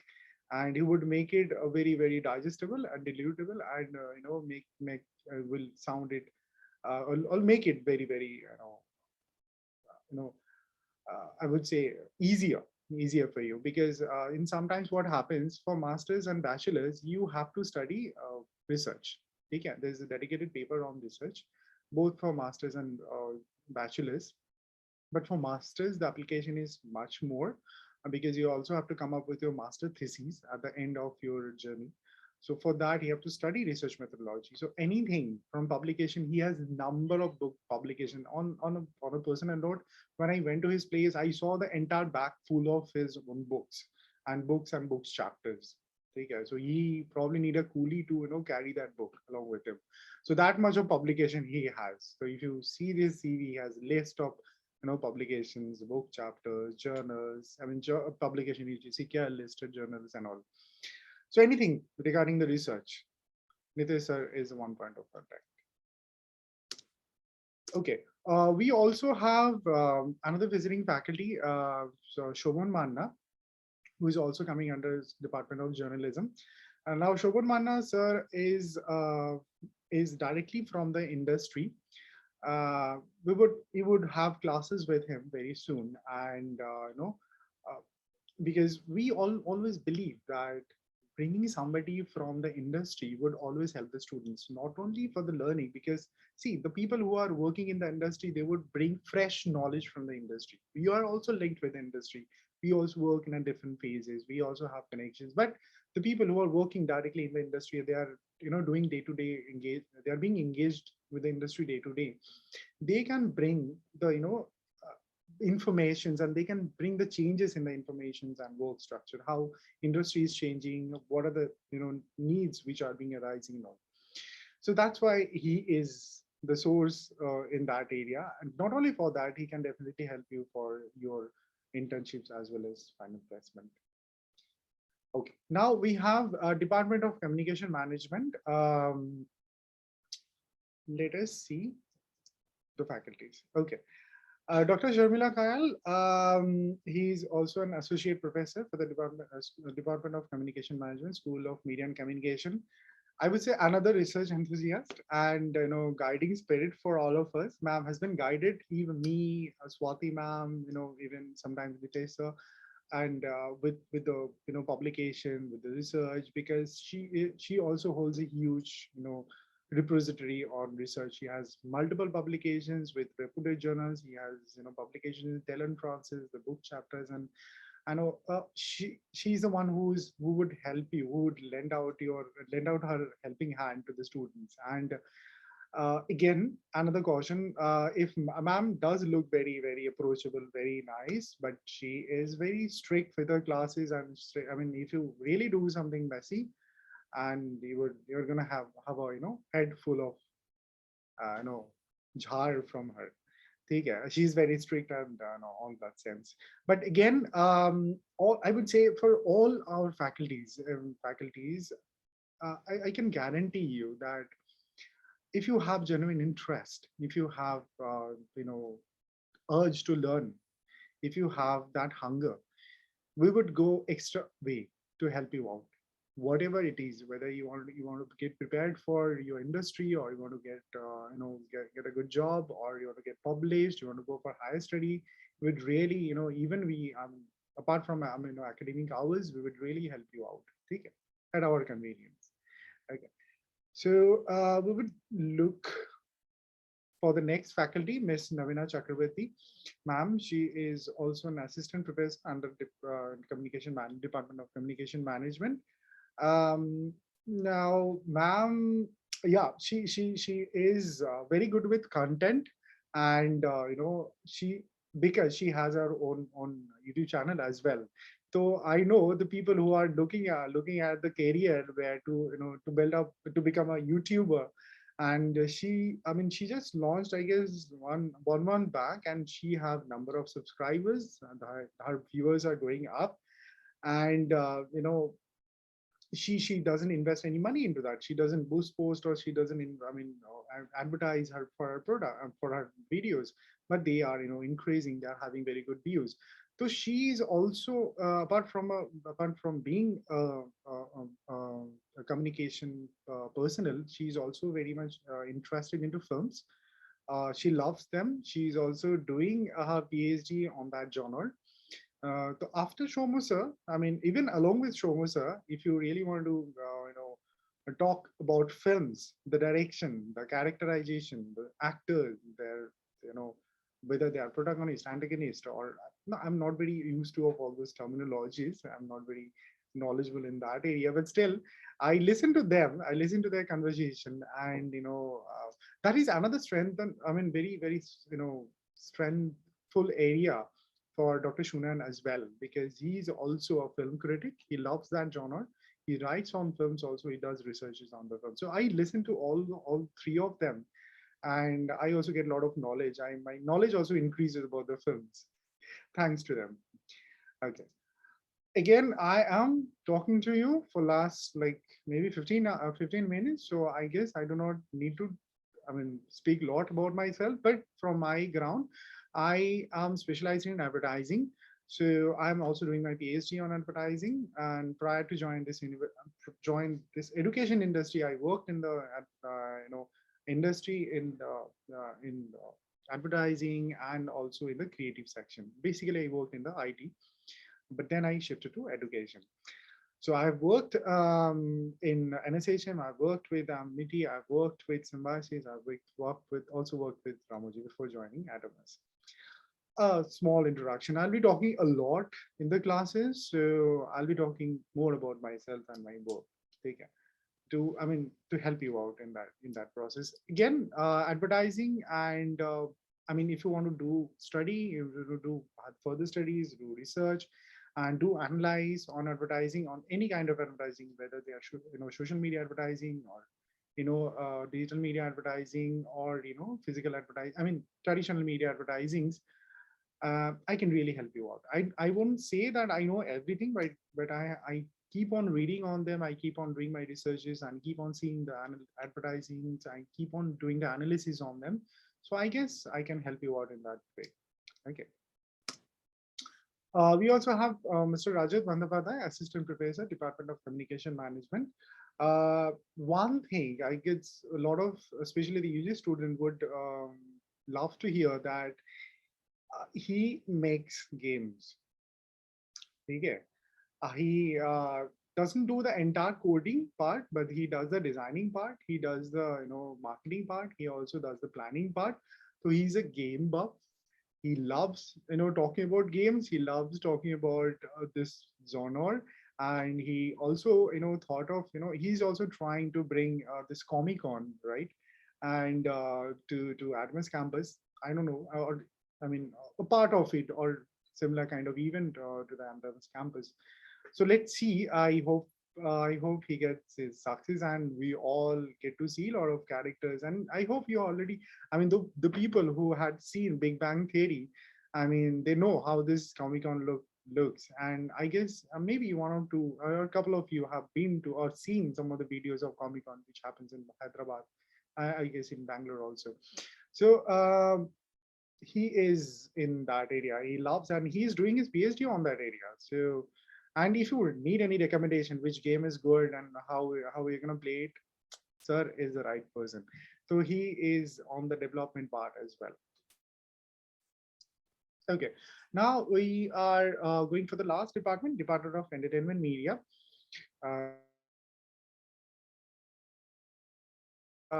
Sir, Professor Shoman Shubro Dash. Now, I will start from Shomendo Vijay Bhattacharya, who is the Senior Technical Officer, Department of Entertainment Media. Now, I would say that all the practical needs, whether it's photography, videography, editing, animation, sound editing, everything, for each and everything, you have to stick to them. You have to be their shadow. I'll come through all of them one by one. You have to be their shadow, else you won't be able to learn. So every time you have to go and ask them, so this is not happening. I mean, all of them are approachable, and every time you tell them, even they will go extra way. Okay, you can talk to them with the phone, WhatsApp, at their suitable time, please. But they are very, very approachable. If you want to learn on the editing, on the equipments, on camera, on softwares, they are the complete masters. And I would say they are the masters of all these areas. I'll slowly go one by one. Shomendo sir is actually the senior most person who actually heads this section, this technical section, and he has extensive industry experience, and he's like all rounder. You ask him any question, you ask him about the camera, you ask him about the video camera, you ask him about the lighting, filter, sound technology, equipment, anything, you'd get the answer there and there. Maybe he doesn't need to think twice, because all these things are there in his memory. He has such an extensive experience that, I mean, you ask him about the new development, new technologies that are coming, you would get an answer then and there.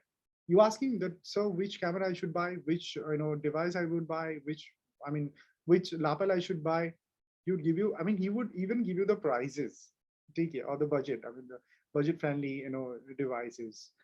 So you can always look out for him on these areas. We also have the next Shanja Kumar Moitra. Again, one of the senior most technicians and one of the senior most technical faculty, I would rather say, and he would actually help you to understand the softwares. And see, this is very important, because not only capturing the images or the videos is not enough. You need to process them. Now, these are people, these technical faculties, I would also say that these faculties are actually master in that. Because one particular glitch, one particular changes in the color tone, one particular changes in the voice, and some noise, if it comes in, that can destroy the entire production, entire outcome. So in that way, they are the masters. So I'll quickly go through all of them. Shanja sir is there.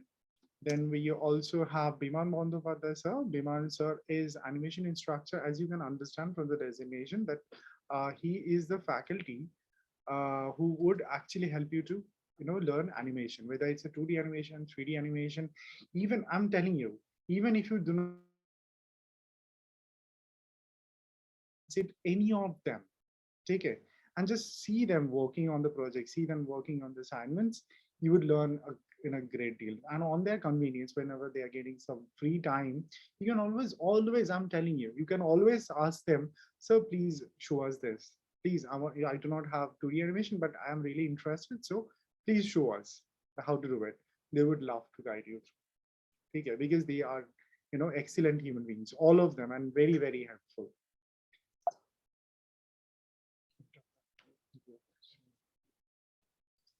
Yeah. We have Mr. Pradeep Roy, is another technical faculty, and you should never start a video or recording or this live session without sir's help. Okay? He is the like guiding angel there. So he would tell you that, I mean, just looking at the machine and if looking at the trouble, he would tell you that there you have the problem. There you have the mic is losing, you have this sound problem with the sound console, you have this problem with the input device. So, I mean, they are so expert and they have so much experience. I hope you can understand that they do not actually go and inspect. They would tell you on their face or on your face that this is the problem you would be facing. So all of you, I would request all of you utilize their talent, utilize their experience, utilize the rich experience they have throughout the years. Okay, then only you'll be able to learn a lot. Okay, because see, these people have all of us, we have worked in the industry, we are working in education, we are working in the industry. I mean, we are working in this university. So all these years of experience. So I know it's not easy for you to inculcate all of it in one class or 1 year, but over the time you're getting like 2 years, 3 years, trying to, get as much as possible from them. Take it. So do not restrain yourself. Take it. If they are not getting time, fine. You talk to them and tell them that, sir, when you will be free? Can you give me half an hour? They will give you time. Trust me. Take it. Sometimes they become very busy with the productions and assignments, but they will surely give you time. We also have Tanmay sir, Tanmay Shamanta. He is masters in photography. He has his own blog. He writes in both English and Bengali, and he writes in multiple domain. He is a vlogger, and he clicks excellent photographs.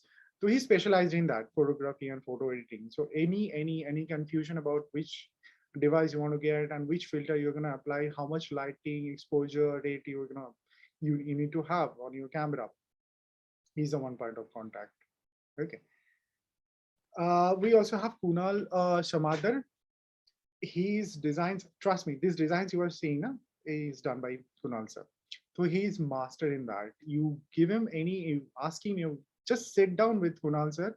And if you are interested into graphics, if you are interested in designing, static designing, as well as small interactive designs, he would tell you also which which color code you need to use, whether it should go for RGB or CMYK, which resolution you need to use for digital digital medium or for print. He has all this extensive information. He also not only designs these regular assignments and take classes, he also is the instrumental force who actually designs all these journals, e-journals, for our university, most of the e-journals. Okay, so he is a design god in that way. We also have Indrajit Goswami sir. Again, Indrajit Goswami is very, very, very efficient in editing as well as equipment. Apart from Pradeep sir, anything related to this equipment, editing, sound editing, as well as a part of it, video editing, you really need to look out to Indrajit Goswami sir. And trust me, sir is always up to help, lend out his help to the students. Okay. Maybe he's not getting time, he will not be getting time most of the time because he's very busy with the assignments and all. But you just take the appointment, ask sir that whenever you will be free, and he will definitely help you. Whenever he gets free, he will definitely help you to assist or help you to learn more and more technologies. Okay. Uday Kumar Shamanto, we also have, and you can see the designation video editor. So anything, because I know many of you are also the bloggers and some of you are video bloggers. So you actually capture videos, you edit the videos, you actually, stream all those videos on social medias. Now please do understand that now you are a media student. You are not allowed to create bad videos. You are not allowed to create edit the videos on apps. No, those days are over, because you're going to learn all these softwares here. Okay, so better you utilize all these faculties and the resources. So now next time you won't use any app. Take it, use the softwares. Uday sir is going to take your classes. He would teach you the video editing softwares for sure. Now, for extra help, go and sit down with him. As I keep on telling you, you have to take that particular initiative. You go and sit down with them, because they are very, very busy people. They are not only editing, doing handling the projects and assignments for our school. They are also handling the projects for the entire university. Okay. Now you have to go and sit down with them, and even seeing them working on the projects and the assignments, would be beneficial for you. Trust me. Mr. Shoibal Rai, he is the master of sound. He also writes poems. He also recites them. Take care. But anything related to sound editing, sound recording, and anything related to that, take it. You should look out for Shoibal sir. Take it. Because sound is also very important. You need to understand, whenever you are orating something, whenever you're adding sound with a video, it has to be crystal clear. It has to be has to be very, very I would say it should not have any intrusion or the barriers. And so in that way, sir can tell you, and sir can teach you. You'll be taking some of the classes, obviously, but those students who are will not be having classes with Shoibal sir, you can, if you are interested, you can definitely come and sit down with sir and talk. And he's a very, very knowledgeable person as well. You talk to him and you talk about how you can improve the sound section of the video that you're capturing. Yes, there's another person without whom our department is in conflict. So I would introduce Mr. Bodhisattva Bhattacharya, sir. He is, I would say, the Kalija of the department. So whatever administrative help, whether the certificates or the mark sheets and registration forms, everything, he is a representative of the department. So anything, you reach out to Bodhisattva sir, and you will be the help for you. Take it, because faculties, sometimes they become very busy with their classes, works, researches, seminars, because in that way. So all these documents as officials, whether you need permission, you go and reach out to Bodhisattva sir via your mentor. So he is the one point of contact in that way. Yeah, that's all. Thank you for the lengthy session.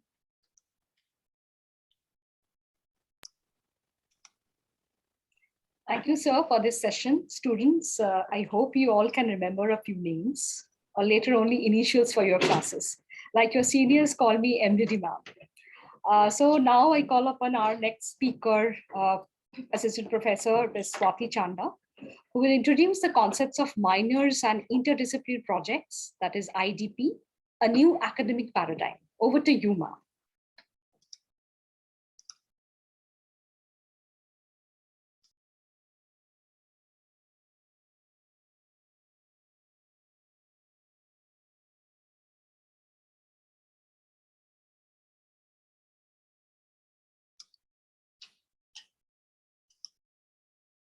Just wait for some few more minutes. We're having some technical.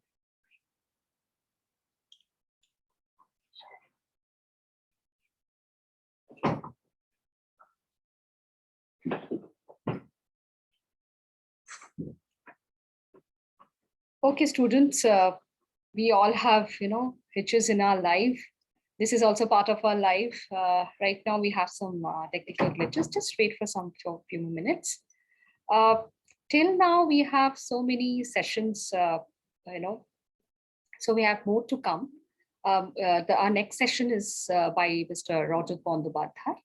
and he will be speaking on academic technologies, which are very essential when during this pandemic, how we have adapted to new technologies like Canvas, PCSI, and we conduct our classes through prior to now we are conducting through Canvas. Earlier it was MS Teams, but through Canvas we have this session with MS Teams, and you have to learn these sessions. I hope that all of you have some exposure of Zoom and Google Meet, and Canvas is a platform which even the premier institutes abroad have also. Are you through? Okay, so now we are done with our glitches. So I just over to you, ma'am, Swati ma'am. Swati Chandak ma'am will be speaking on the concepts of minors and interdisciplinary project, that is IDP. Over to you, ma'am. Hello, everyone. I'm Swati Chandak, an assistant professor of the Department of Journalism from the School of Media and Communication. I'm sure you're enjoying the program, and you all have been you have met your new professors, so you all must be very interested, very enthusiastic about your new subject which you're going to study. So now I have come here to introduce you to minor courses and interdisciplinary projects. Now, what are these minor courses and what are these interdisciplinary projects? So these are specially for the UG students only. The PG students will not be having these in their course structure. So for the minors in the next semester, not the current semester in which you have enrolled, in the second semester or in the third semester, you will be given the option of selecting a number of subjects. So these subjects are called minor courses. These courses or these subjects will be in addition to the other subjects which you have. The regular subjects which you're going to study. Apart from them, you will get the opportunity to select these. So just give me a moment. I'll introduce you to those subjects.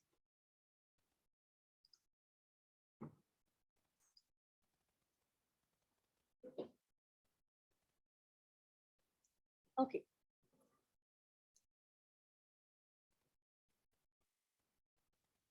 So when you go to your third semester, you will be given second semester or the third semester, you will be given the option of selecting a few subjects or courses among these.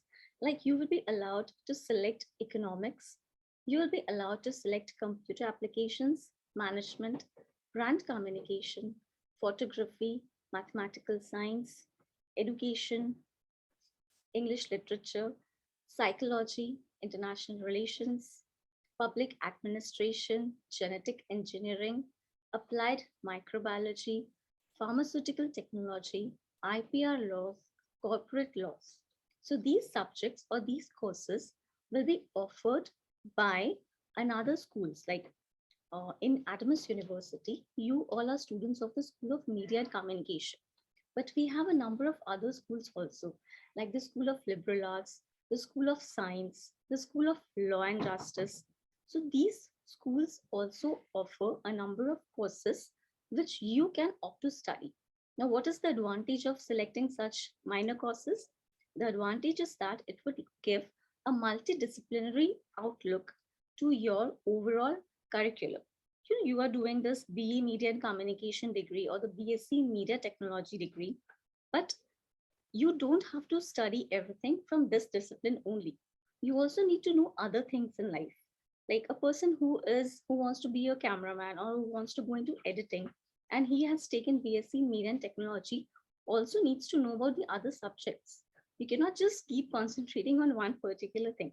So that is why we have designed in such a way that it will give a broad outlook to your education. So now, what are these minor courses? You will ask me, ma'am, why minor? Why it is called a minor course?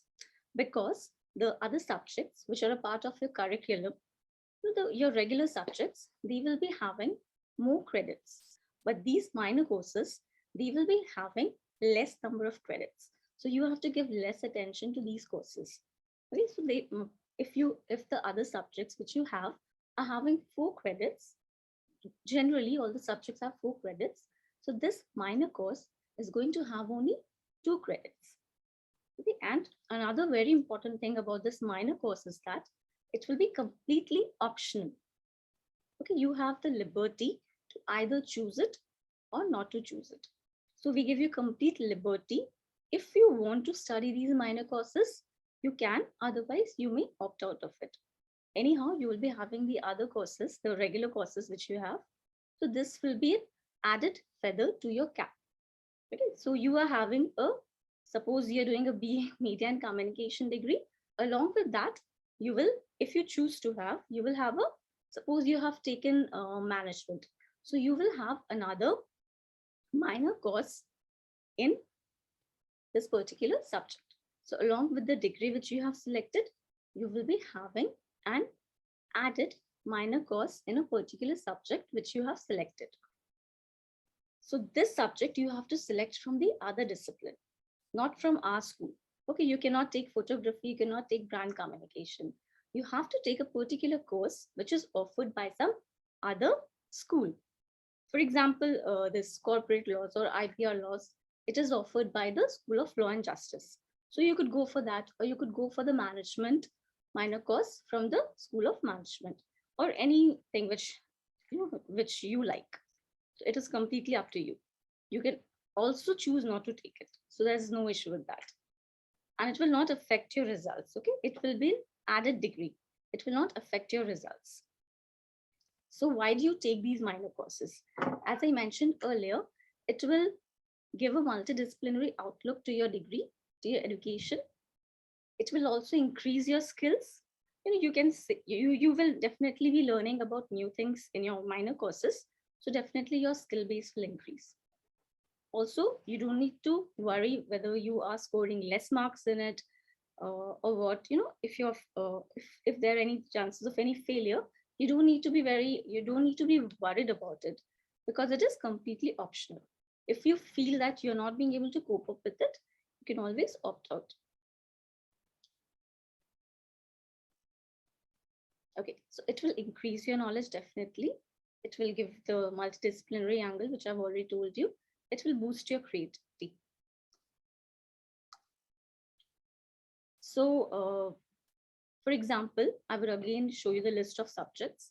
Like if you see this table over here, you will find that in semester 2, you have these choices of minor courses.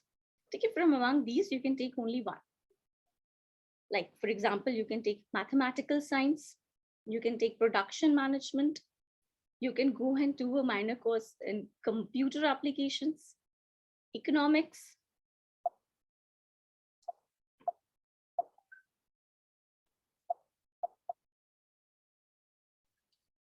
okay, so you're not limited to your own school.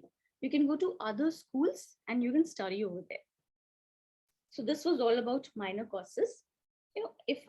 Today itself, if I tell you everything about it, you will be confused and you will not be able to, you will then later be very, like what ma'am said, we got very confused. So let's keep it till here.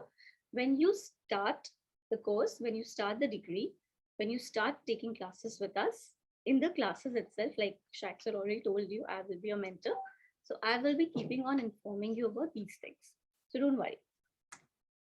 I just want to give you a general introduction about all these. So then coming to IDP, Interdisciplinary Project. Just the education which you get in the classrooms, what you get from textbooks, from the study materials and everything, that is not enough. Okay, if you are working on a project, it helps you a lot to learn by practicing. You learn by doing. So that is why we have incorporated IDP in your curriculum. Not now, in the second year, you will be having the IDP. So each of you are going to work with the help of teachers. You are going to work on a separate individual project of your own. Now you will be again given a choice. You have to select a project from some other discipline because it's interdisciplinary project. You can take a project from maths. You can take a project from science, physics, chemistry, computer science, anywhere. You can join the project and you will be allotted a faculty. Okay, you will be allotted a faculty who will be helping you on it, how you have to develop the project, or maybe you need some information about the subject because it is going to be an interdisciplinary project. So you don't know what the subject is. Suppose you take like one of my students, he has opted for a project in physics.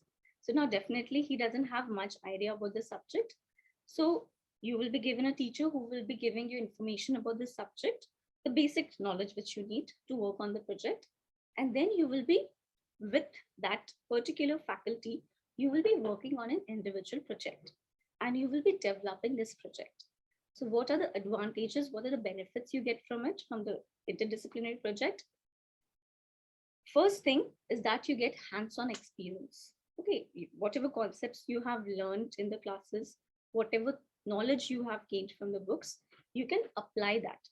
Okay, you get to know how to apply your skills, like whatever you have learned, how to apply that in real life.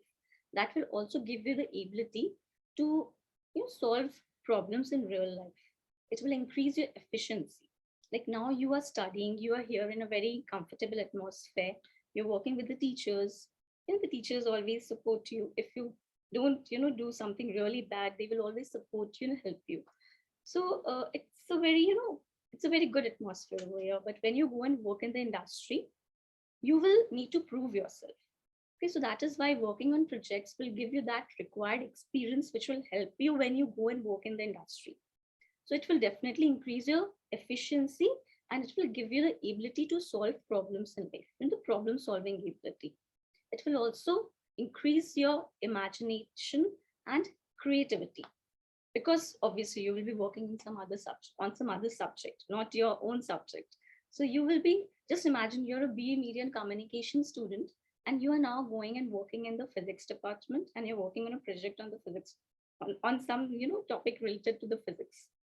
So you will definitely not be working on a topic which is entirely about physics. It will be interdisciplinary nature. So you have to relate physics with mass communication. So that is going to be a challenge for you. So you will definitely enjoy this process. You will definitely, be able to bring something new out of it. So that is your challenge.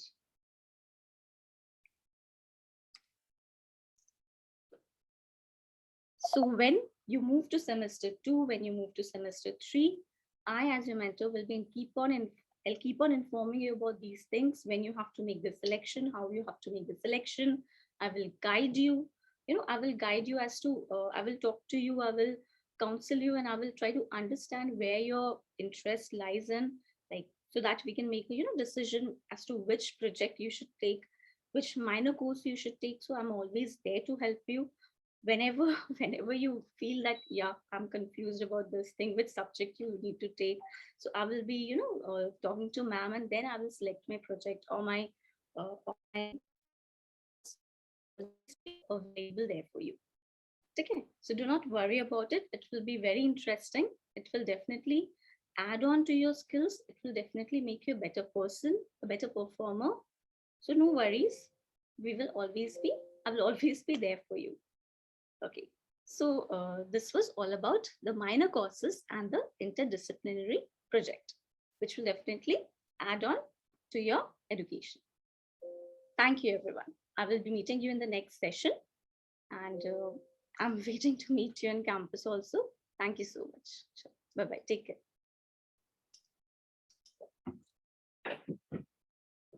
Thank you, ma'am, for your comprehensive outlook. The major takeaway from this session of Swati ma'am was that it would give you an interdisciplinary approach to your degree and foster creativity and also increase your efficiency. So now we move on to our next session. As we know, pandemic has opened new vistas in online learning. This session by Assistant Professor Mr. Rajat Bandyopadhyay will give you a sense of the necessary academic technologies like Canvas and TCSI. Over to you, sir, Mr. Rajat Bandyopadhyay.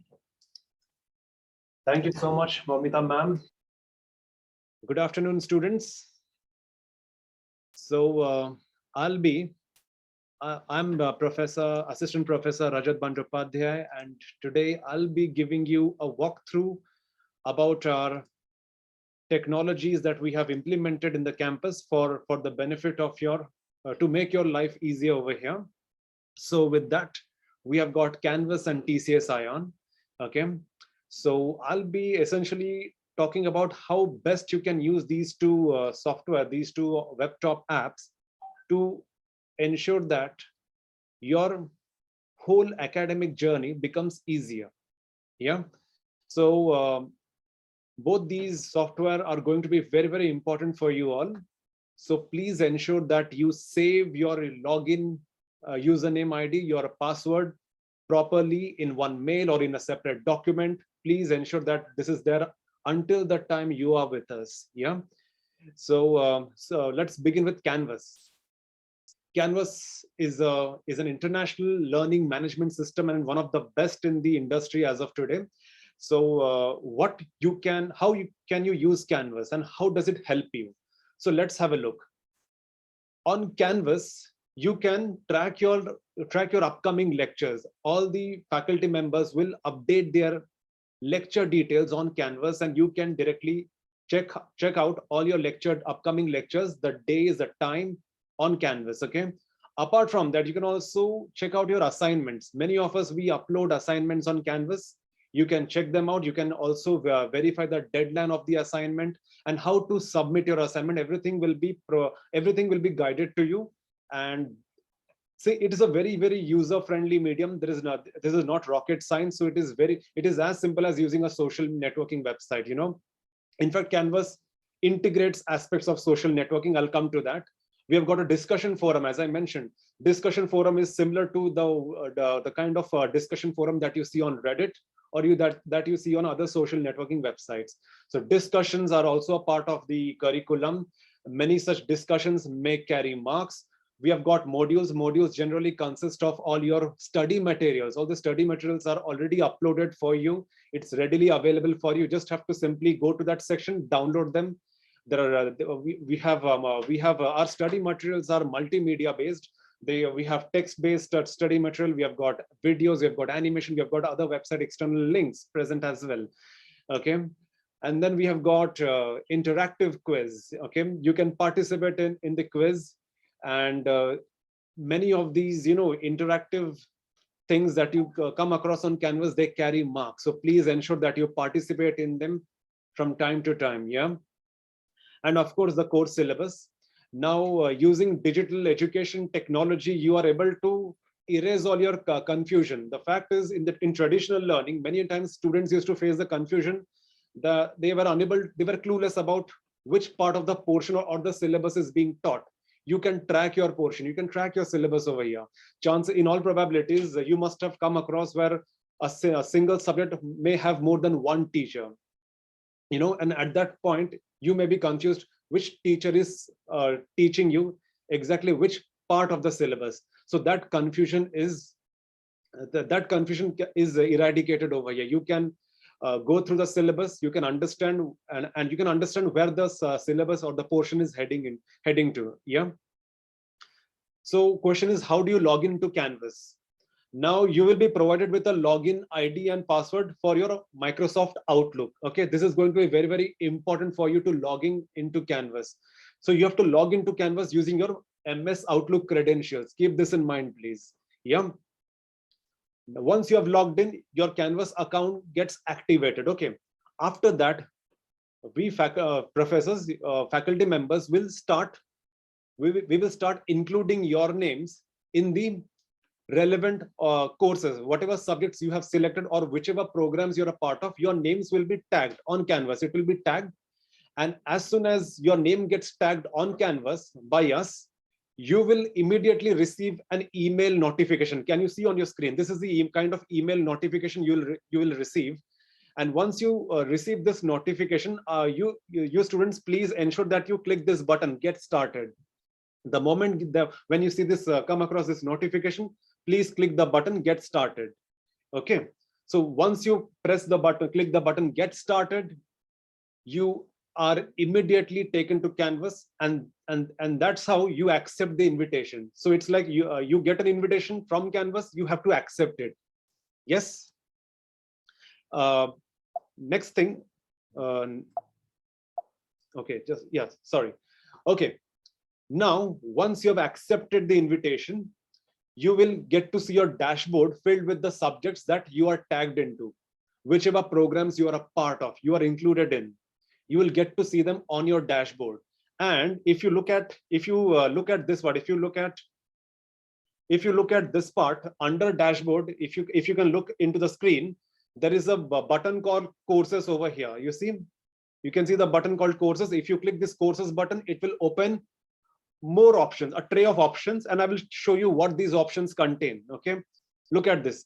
So once you click courses over here, it opens more options, and these options contain your announcements. They contain your the sections of the section that contains your announcement, the section that contains your assignment details, your discussions, people, your classmates who are a part of your entire course, the files that are shared in the whole system, the quiz, the modules, that is a notes, the study material, everything is available already, will be made available for you guys already. So keep this in mind.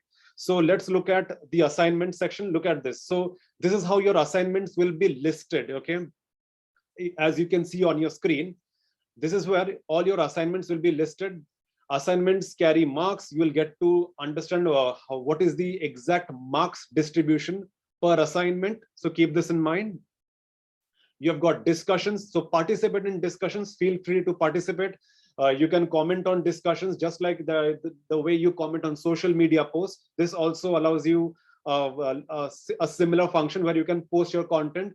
Threaded replies are allowed in this, and many such discussions carry marks. Please understand, being a media student, we have to participate in discussions. We need to have intellectual discussion and debate. So please ensure that you participate in discussions, right? Okay, now coming to your modules, the syllabus part will consist of all your modules, and all these and your module will consist of all these study materials. They will be in presentation format, that is PowerPoint. They could be in video format. They could be external links. So you can go through your Canvas dashboard properly. It is not very difficult. It will just take an hour or so to understand how this portal works. So please, I'm sharing you screenshots so that it helps you to understand. Yeah, and you can also play quiz. We professors, we love to test your knowledge. We love to see whether you are you're keeping up with us in our lectures. So from time to time we will post a quiz. So participate in quiz. So these quiz, this interactive quiz, they also contain or carry marks. Okay.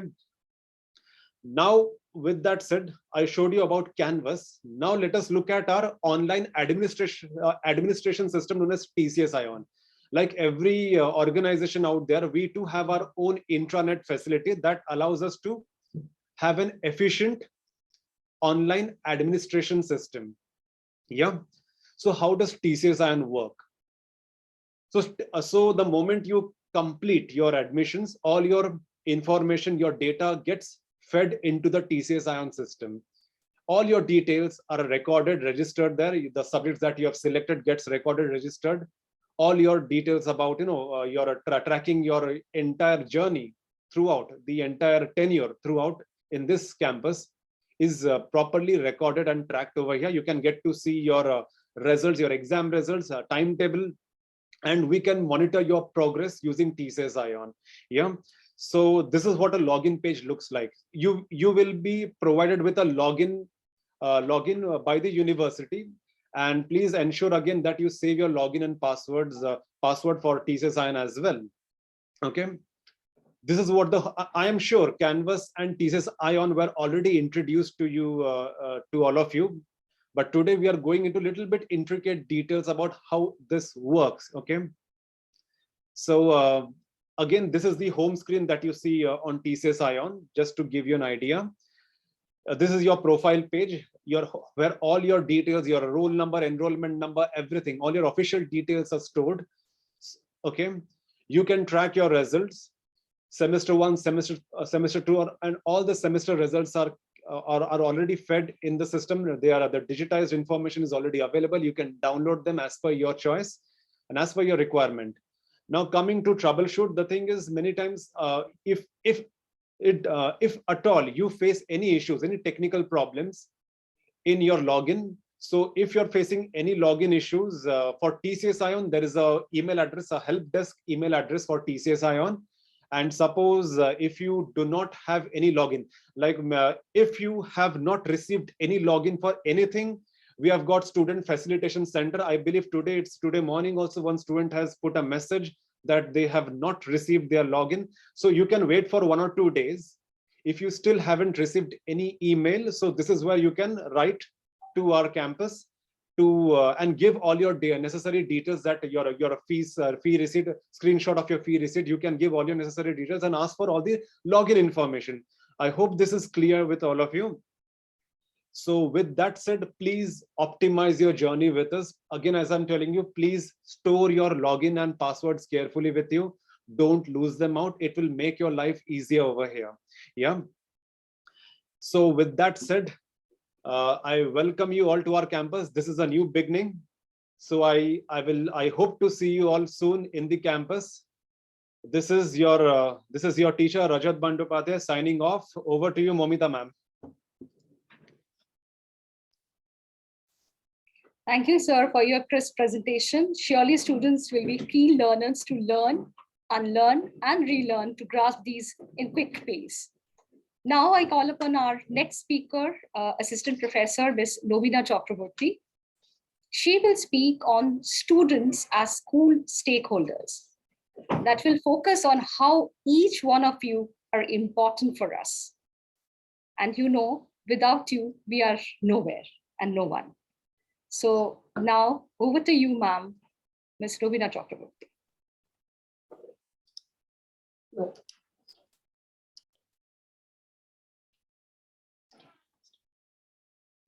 Well, a very warm welcome to all of you, and thanks to Moitra ma'am. She has been really very great. The way she has been conducting the session, I really I'm amazed.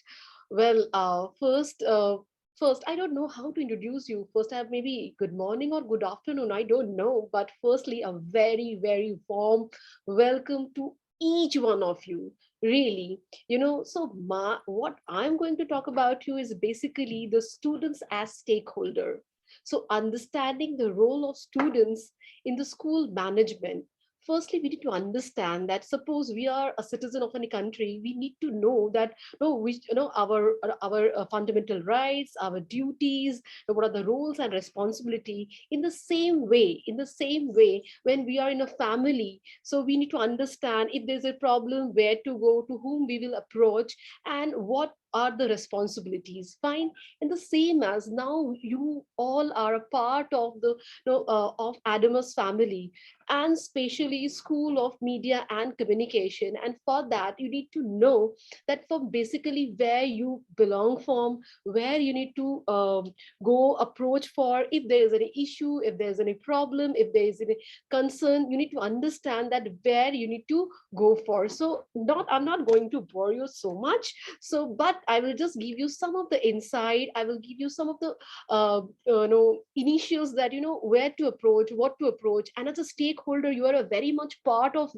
this organization. And before starting off, first I'm just going to introduce myself. As you know, I'm Lovina Chakraborty. So basically, my alma mater, my graduation, my post-graduation I've done for one of the various prestigious institute, that is Banaras Hindu University. Then I have done my film appreciation from Film and Television Institute of India. Then I did my filmmaking from Indian Institute of Film in Delhi.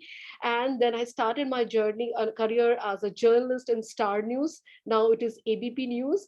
So then I was a communicator to Public Relations Society of India, UP chapter. And then for the longest 12 years, I'm into media teaching training specialized in public relation, advertising, and filmmaking. So that is what a little brief about me. So I'm mostly interested in creative arts ideas, and I approach for various content and ideas. So that is what basic introduction of me. So let's start a little bit of this presentation, and don't get at all scared about the whole lot of text that I'm introducing to you. Is just for that you are the stakeholder and you need to understand where to go, how to go, what to approach, that what exactly you need to do. Well, first, the very important point that I need to share with you, that here in Adamas University, one of the very important thing, that is students' affair. Adamas believe that the duty, decorum, and discipline, and these are the hallmark of every ideal student. It's not about, it gives you a whole roundabout personality and all the related issue that you can solve, that you can address. So can I slide, please?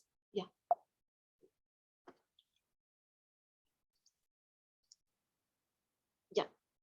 Well, so student affairs basically deals with code of conduct, how you regulate yourself, how you behave, students' responsibility towards your faculty member, office staff, and your fellow students. There are attendance rule. You need to attend your classes. Attendance is very much mandatory. Not only that, it's a very mandatory as a rules and regulation. But if you want to learn something, if you really want to go and industry ready, so please attend your classes. Attendance is must, so that your learning is going to be very much smooth. Students' affair deals with the examination rules, regulation. Then a whole lot of, now we know we have mobile in our hand, so everything is really available in the internet. But you also know we have a very huge library. Use that library, access all the books. Then the students' affair deals with transport regulation, then your conduct of cafeteria, and any consequences of violation of any rule, your behavior, your discipline, and other different guidelines, and your single point of contact to whom you will coordinate. Yes, first you need to go to your class teacher or your mentor, or next the important person, the single point of contact is Ms. Shwati Agrawal, Assistant Professor, SOMC.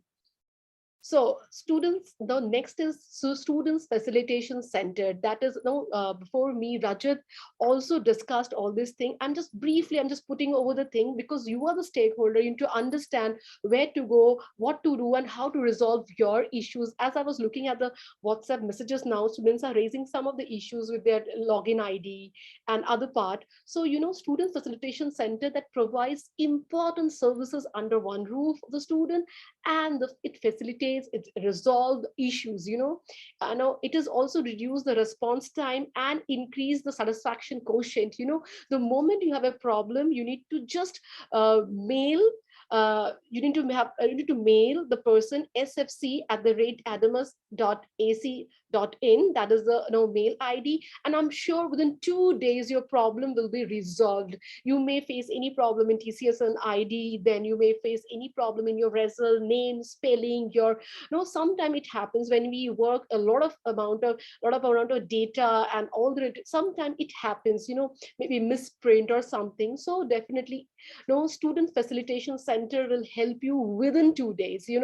And if you have any issue in your login ID, you need to contact Rajat sir as well, plus the TCS help desk @Adamas University ac.in. I think that within that day you will get a reply from TCS help desk. Fine. Now, the important and very important part is discipline. We understand discipline is a very important thing, definitely, but sometimes we tend to forget where is the limit, where is the boundary. Disciplinary committee to create awareness against and create awareness against and to pretend any ill incident taking place in the campus. We need to very much aware of it. Fine. Now, a few role and responsibility of the disciplinary committee for School of Media and Communication. We need to understand first, if you feel if there's any problem, though definitely I'm sure that there are not going to be any problem in future, but if you you have any issue, first you need to contact your mentor, who is going to be your mentor. Then, the disciplinary committee is is a statutory function that, the faculty members, senior professor, HOD, and dean, they'll constitute a particular committee. They collect the flag, facts, and all the complaints. They determine if the complaint has some merit or is that valid or not. They facilitate and the resolution, the complaint about it. They conduct they do the hearings, and they come up with a decision, what is required for the particular issue.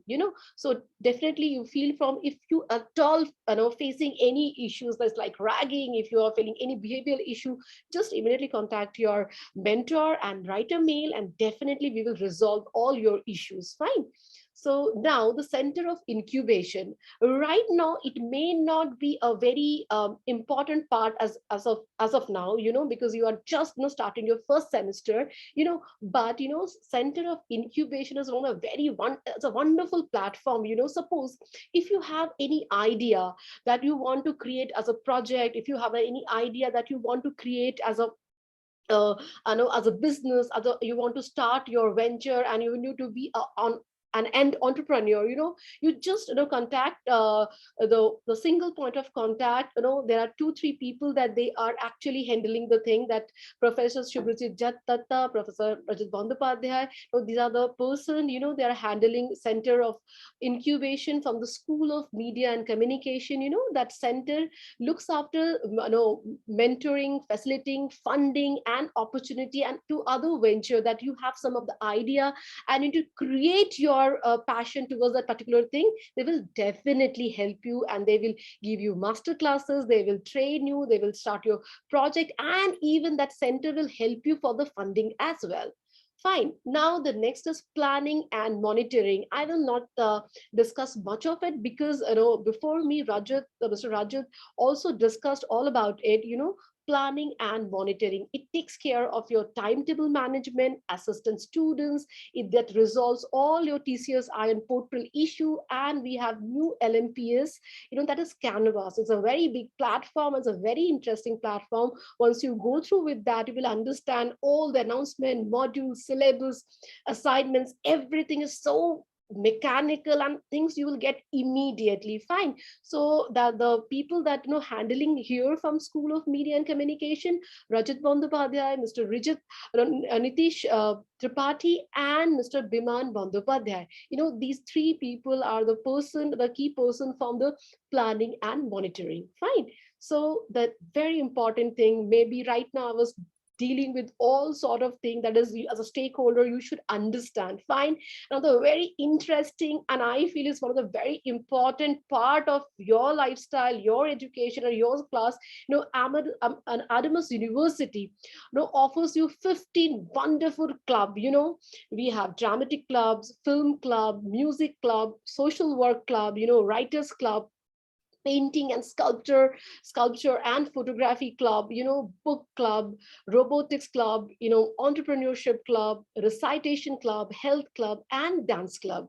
Well, why I'm discussing all this thing, as a, when we go for any course, any curriculum, we understand teaching and completing your classes, assignments, regular studies, and presentation. These all are very, very, very important. But as a person for media and communication, and one of the person for performing arts, and I love performing arts, is definitely it enhance your personality, your self-esteem, your confidence, and you feel liberated.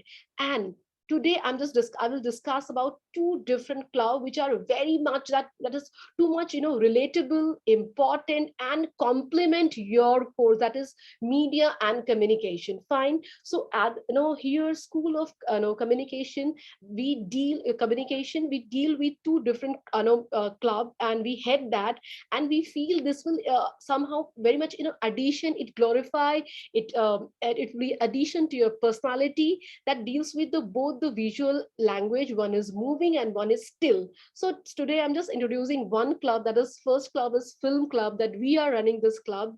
And we have we have biotech club, environment club, and quiz club as well. You can opt any club, but I'm here focusing to important club. This will definitely help your personality and plus your visual language understanding, your ideas and your creativity. One is the Kisse Wala, the storyteller, the film club, and I'm one of the mentor, and along with a very much a proficient person, Professor Shomu Shubrodash. We both are heading this club, and this is going to be an environment. I think that every one of you love films, and who does not, it tells you story, it tells you something, a leisure, it tells you something to think about, every time if we are getting bored, if we something we want to do something else, either we need to watch something maybe in our mobile, or we tend to go for a movie. Here in communication, films, that is film and discussing about cinemas, is a very important and integral part of your to understand your visual language. Here in this club, we encourage the aesthetics of visual language. We discuss a lot about film, we screen film, we go for a different kind of presentation, we call get various guests from the industry, some filmmakers, we discuss, we enjoy the films. So environment is we create a culture of film, we create, and soon we are coming up with the film society as well. We students get ready for the key participation for film festival. And you should know that here in the in your school, there are your seniors, they are wonderful filmmakers, and they have a good depth of film, and this is a part of our culture. School of communication, media and communication gives a huge amount of confidence, and for just watching a film, to discuss about that and creating that environment. I'm just showing a part of just a glimpse of a video. These are the sessions that we usually conduct. Can you please yeah.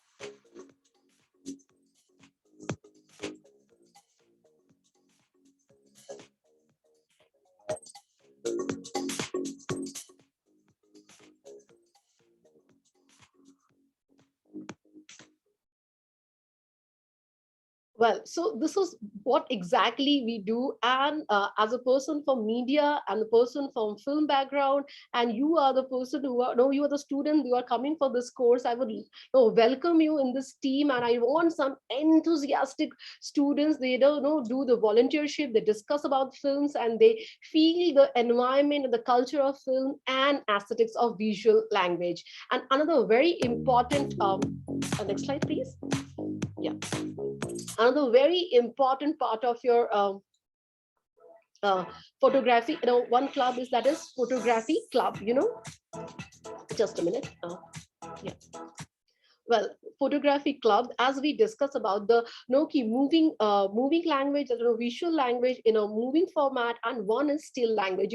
Sometimes we say the one photograph says 1,000 words. Sometimes a photograph tells a story, tells your imagination, your idea, your creativity. So also School of Media and Communication enthusiastically leads the photograph club as well, and the mentor is Mr. Tonmoy Shamanto.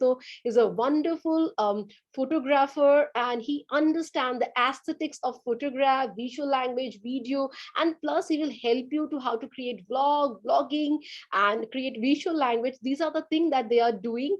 And I just he end up with another visual that what photography club that it takes care, and so we'll just end up with this visual. So can you please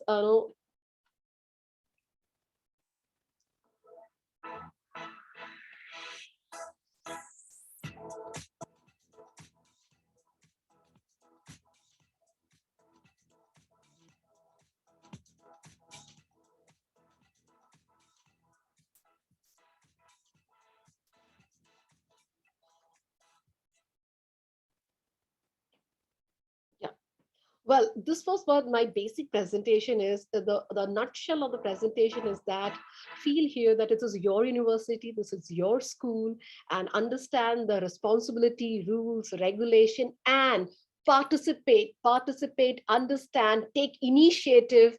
All the club, no, in various club, in all the other heads, and you all are welcome. If you feel any issues, any problem, any other thing, you talk to your mentor. I'm assuring you here, all the faculty member going to help you in all your creative initiative. That is what exactly I'm going to present here. And thanks a lot for keeping your patience and that understanding. Thanks a ton. Over to Moitra, ma'am. Thank you, ma'am, for adding glimpses on these aspects, which will make students become integral part of Adamas University.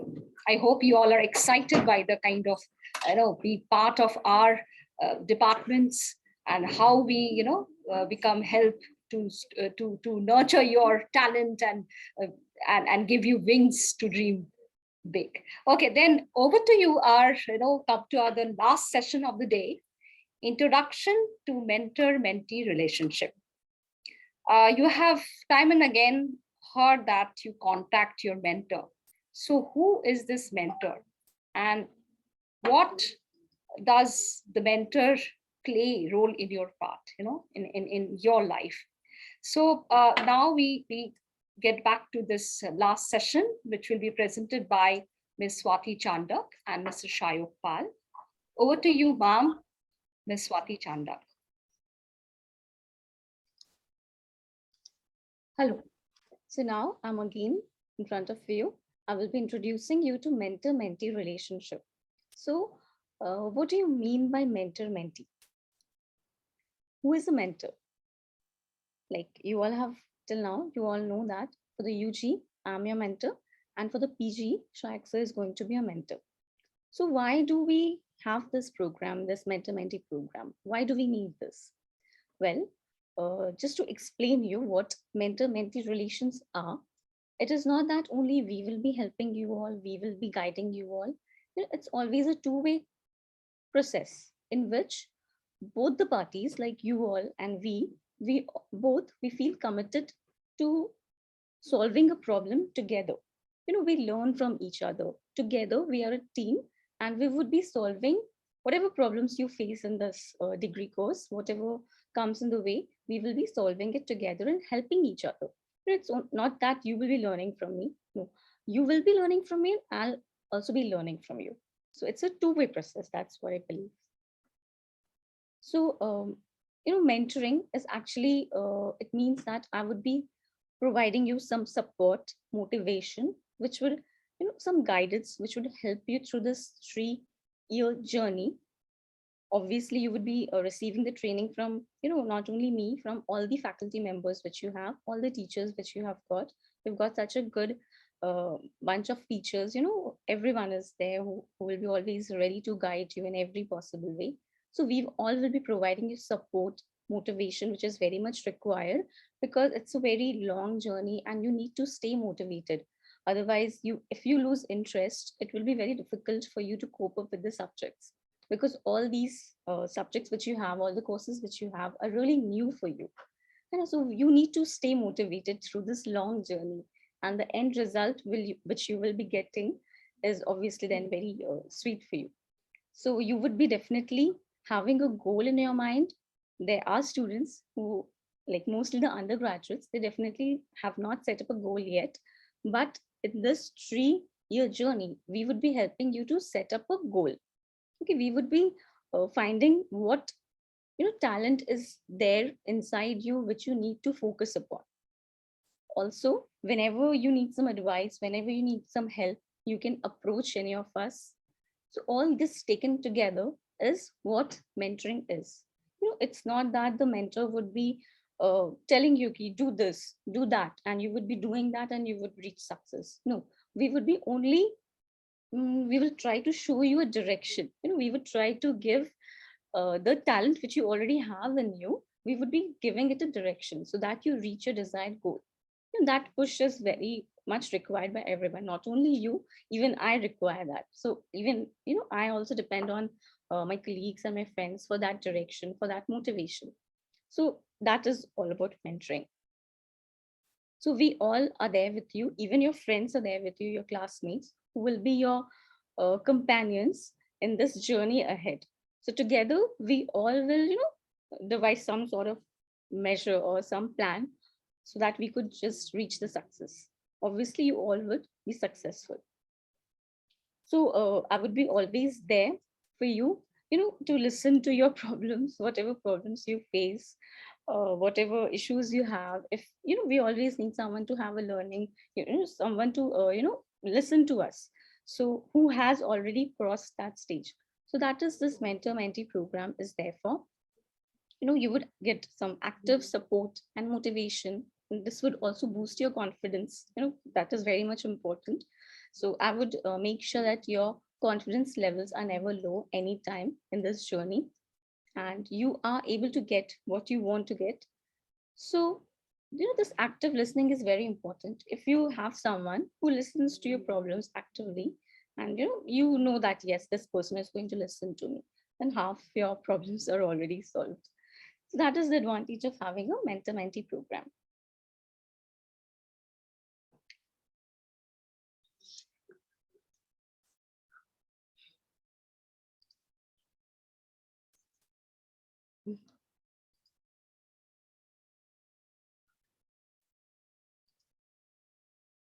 So just give me a moment, I'll start my presentation.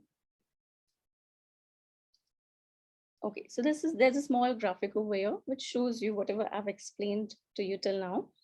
Like you see, motivation, advice, success, direction, coaching, support, everything is here.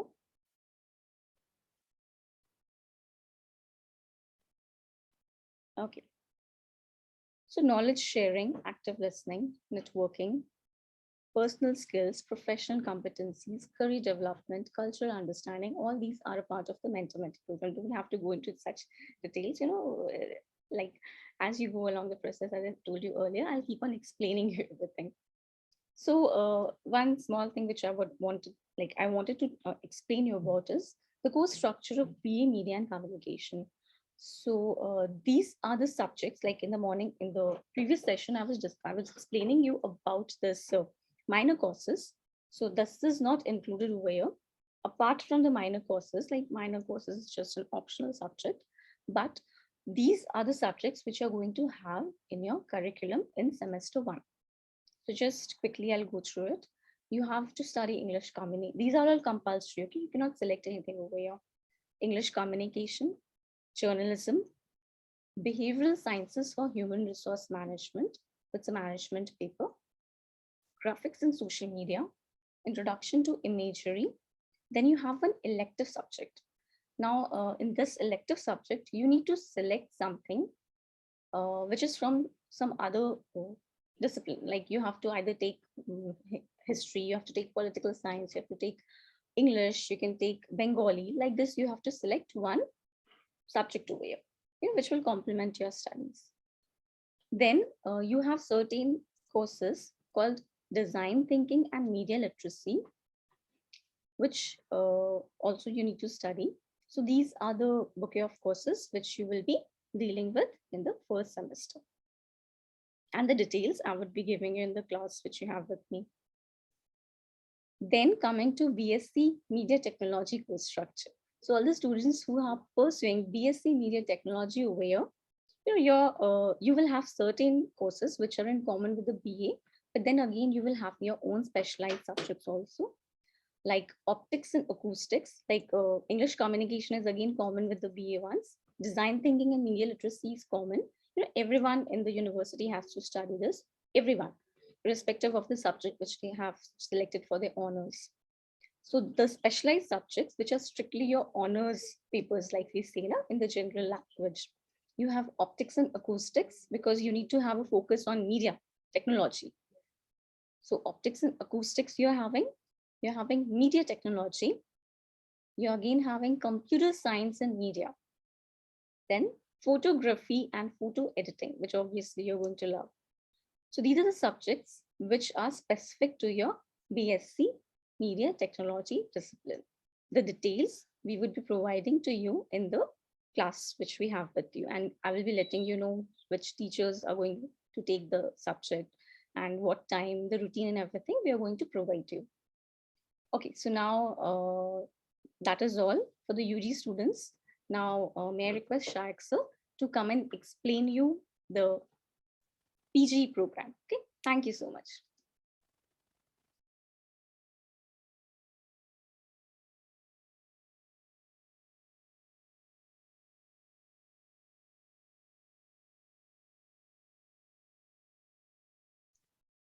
Hello, everyone.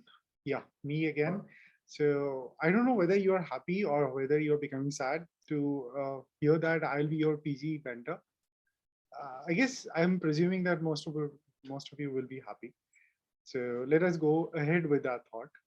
Okay. Now, before I start with this, the list of the subjects, because these are the subjects you're going to study for the rest of the semesters, right? So just to give you the idea.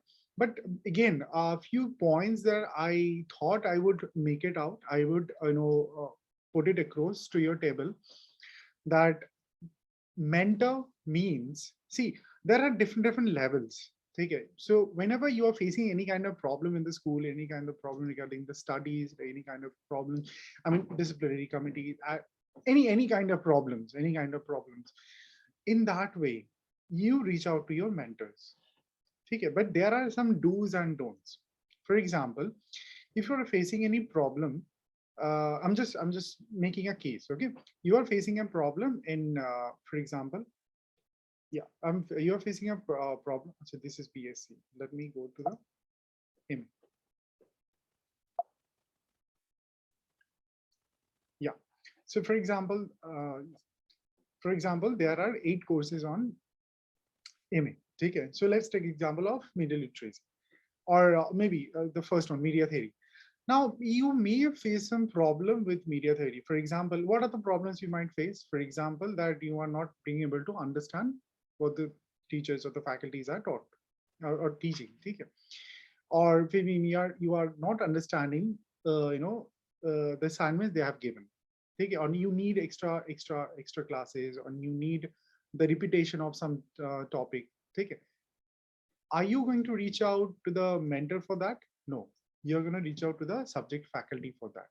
Because as a mentor, how will I help you? Because if I'm not that subject teacher, for example, I have my classes in media theory. I know I have my share, but then also, okay, if you tell me that, okay, sir, I am not understanding something from another faculty section, I'll not be able to help you. Okay, whichever faculty is teaching which subject or the section of the subjects, because there are courses where the courses are taught by multiple faculties. Like for example, media literacy, they are more than 4 teachers.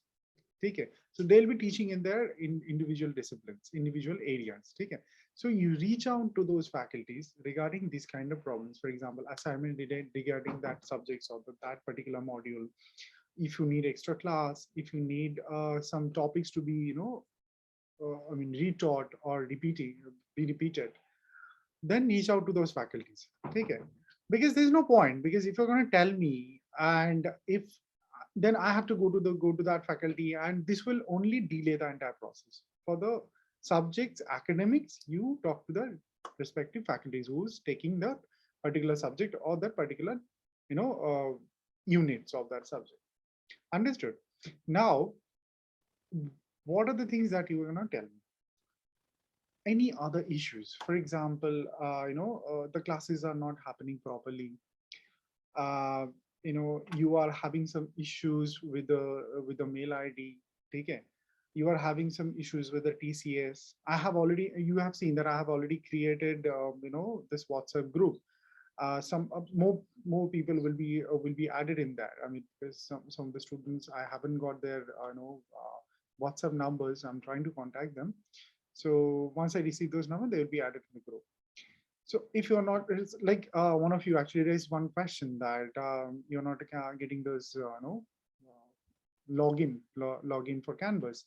Fine, yes, I do share that in the group. and I'll raise it to the concerned department or the concerned faculty, or I will tell you that whom you should contact. Okay. There I'll be your one point of contact for PG, all the PGs. Okay. Both the MAs, MSc and MBAs, both the MBAs. Now for UG, you should reach out to the Swati ma'am. Okay, in that same manner. Achha. Another do's and don'ts, another set of, I would say, not only your mentor, do not reach out to your faculties after your college hour. Okay. Why? I mean, try to reach out to them from your class starts from 9:30, so 9 is okay. 9 to 5:30 is the time, and 6 is the maximum time. Until and unless it is an exigency or it's in an emergency situation. Do not, and if you have something to ask, fine. Do not call them at that time, because they also have their family. They also have their, we always, each one of us actually have to study continuous. We have works on researches, we have works on publication, we have other works as well. Take academic, non-academic works. So do not try to reach out to them after 6. Take care. So if you have any emergency, yes, you may call them, or in that way you can also leave them WhatsApp messages. Take care. Try not to bother them after the college hours. Okay, clear? Now let us go back to the course structure. So for the M, we have media theory, Indian political and economic system, media literacy, media writing and blogging, transmedia news, print media journalism, media laws, ethics, and soft skills. Now I'm not going to actually read them out and talk about one of them separately, because you have you will be having several introductory classes for each one of these courses. One thing I just need to draw your attention towards is the course codes. Okay. These course codes are very, very important while you are writing your examination. Mention the proper codes. For example, media theory has HJM 21055 and median political and economic system is HJM 21056. Do not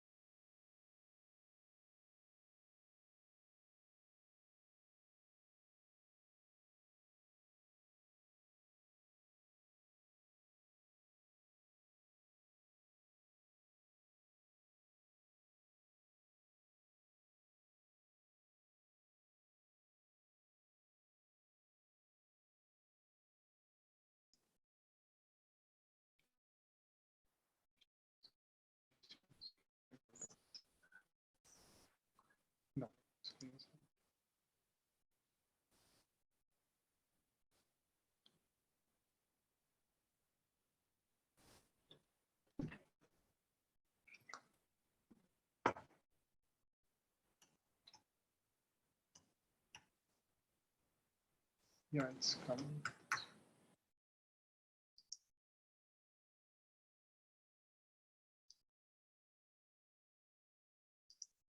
It's coming. It's coming.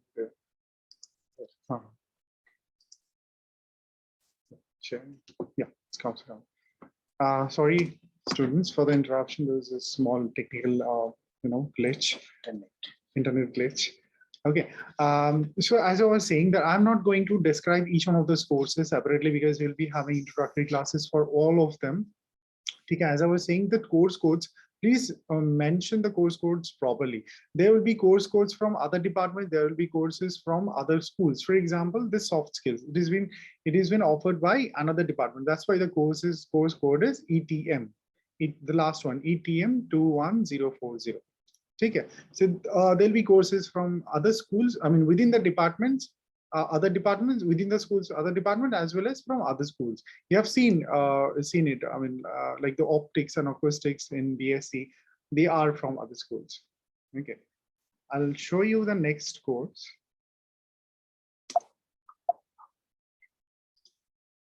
Yeah. So this is the course structure for MA in Entertainment Media. They have 6 courses for the semester 1, which are media and entertainment theory, visual communication, radio broadcasting theory and practice, media laws and ethics, soft skills, and media literacy. Now, for a few of the courses, you will be, please do remember that few of the courses you will be having joint classes. For example, the first one, media theory in image journalism and media and entertainment theory in MA entertainment media, you'll be having joint classes. Both the MA students will be having joint classes, okay, from the same faculties.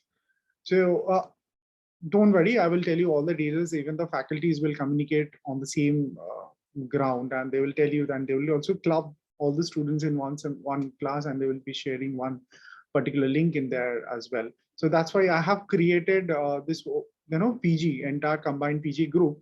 I'll also be creating, let me get all the numbers and let me add all the students into that combined PG. Then I'll start creating different groups for different subjects. For example, there'll be separate groups for MBA. There'll be separate groups from MA journalism, MA entertainment media. There'll be separate group for MSc. Okay, so why? Because this teachers would be sharing class links there, notes there. They'll be having conversation. They'll be sharing, some small case studies, assignments, and other links and everything. Okay, so that's why you also need to have separate groups. We will be creating that. Okay. Now, next one is the structure for media technology. You have introduction to media communication and technology, photography and editing, which is photo editing, optics and acoustics. See, as I was saying, optics and acoustics, we have the course code of PHY 21101. So it is from physics department. Okay, so that you need to remember. And instead of that, if you put ETM or any other course from journalism department, you might be in trouble for the final examination, both for final examination and terminal examinations, final examination and internal examinations. Okay, always mention your course codes properly. Name, course name, and course code. Okay. Because now everything has gone online, so the system might diagnose and put your answer script in a different domain. Then your marks will show 0. You have visual graphics, print and web. This is a practical and theory both paper. CorelDRAW and AI would be your practical softwares. You have print media, designing production. You also have soft skills. Now, if you have noticed that soft skills are there in soft skills, and so in MA and MBA, media literacy and soft skills are common paper. Okay, it's there. But media literacy is not there for MSc. So for soft skill and media literacy, all the students will have combined classes. It will be a club. Classes. Okay, for MSc, both the MA, both the MBA, and the entire batch will have the combined classes. Now, MBA and communication management, the students, we have, you already know that we have two different MBAs. One is communication management, another one is event and entertainment management. And as I said from the beginning, people who actually wanted to know about the course structure, and I kept on telling them that the first semester would be the same. First semester subjects would be the same.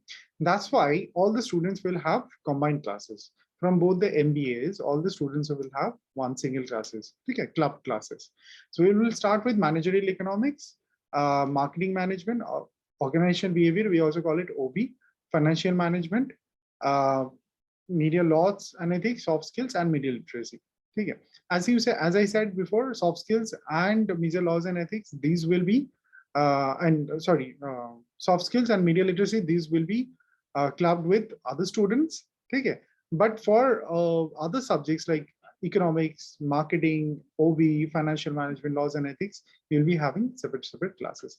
You would also find that media laws and ethics are also common in 2 or 3 courses, masters with MA. So in that case also you'll be having club classes or together classes. It's good, I guess. You also get to meet your fellow students.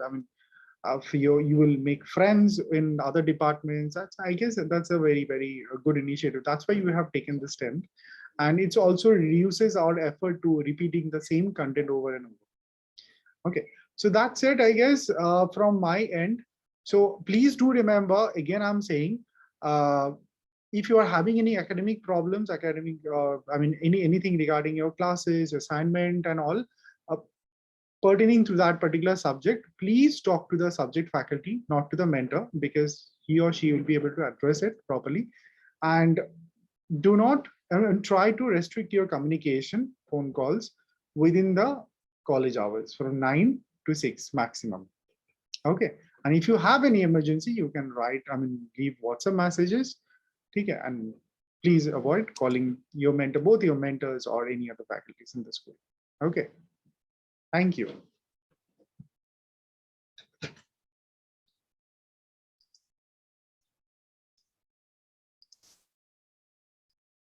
Thank you to sir and ma'am for this valuable session. Now we conclude our day one Forceps. Hope you all have enjoyed the sessions. You are bound to have many queries. Keep it there in your minds. When you meet your respective faculty members in classes, shoot your queries. I'll end the session with the wise words of Nelson Mandela, the president of South Africa. He once said, "It always seems are always with you all to realize your dreams." And goodbye for today. Thank you and wish you all a great evening ahead.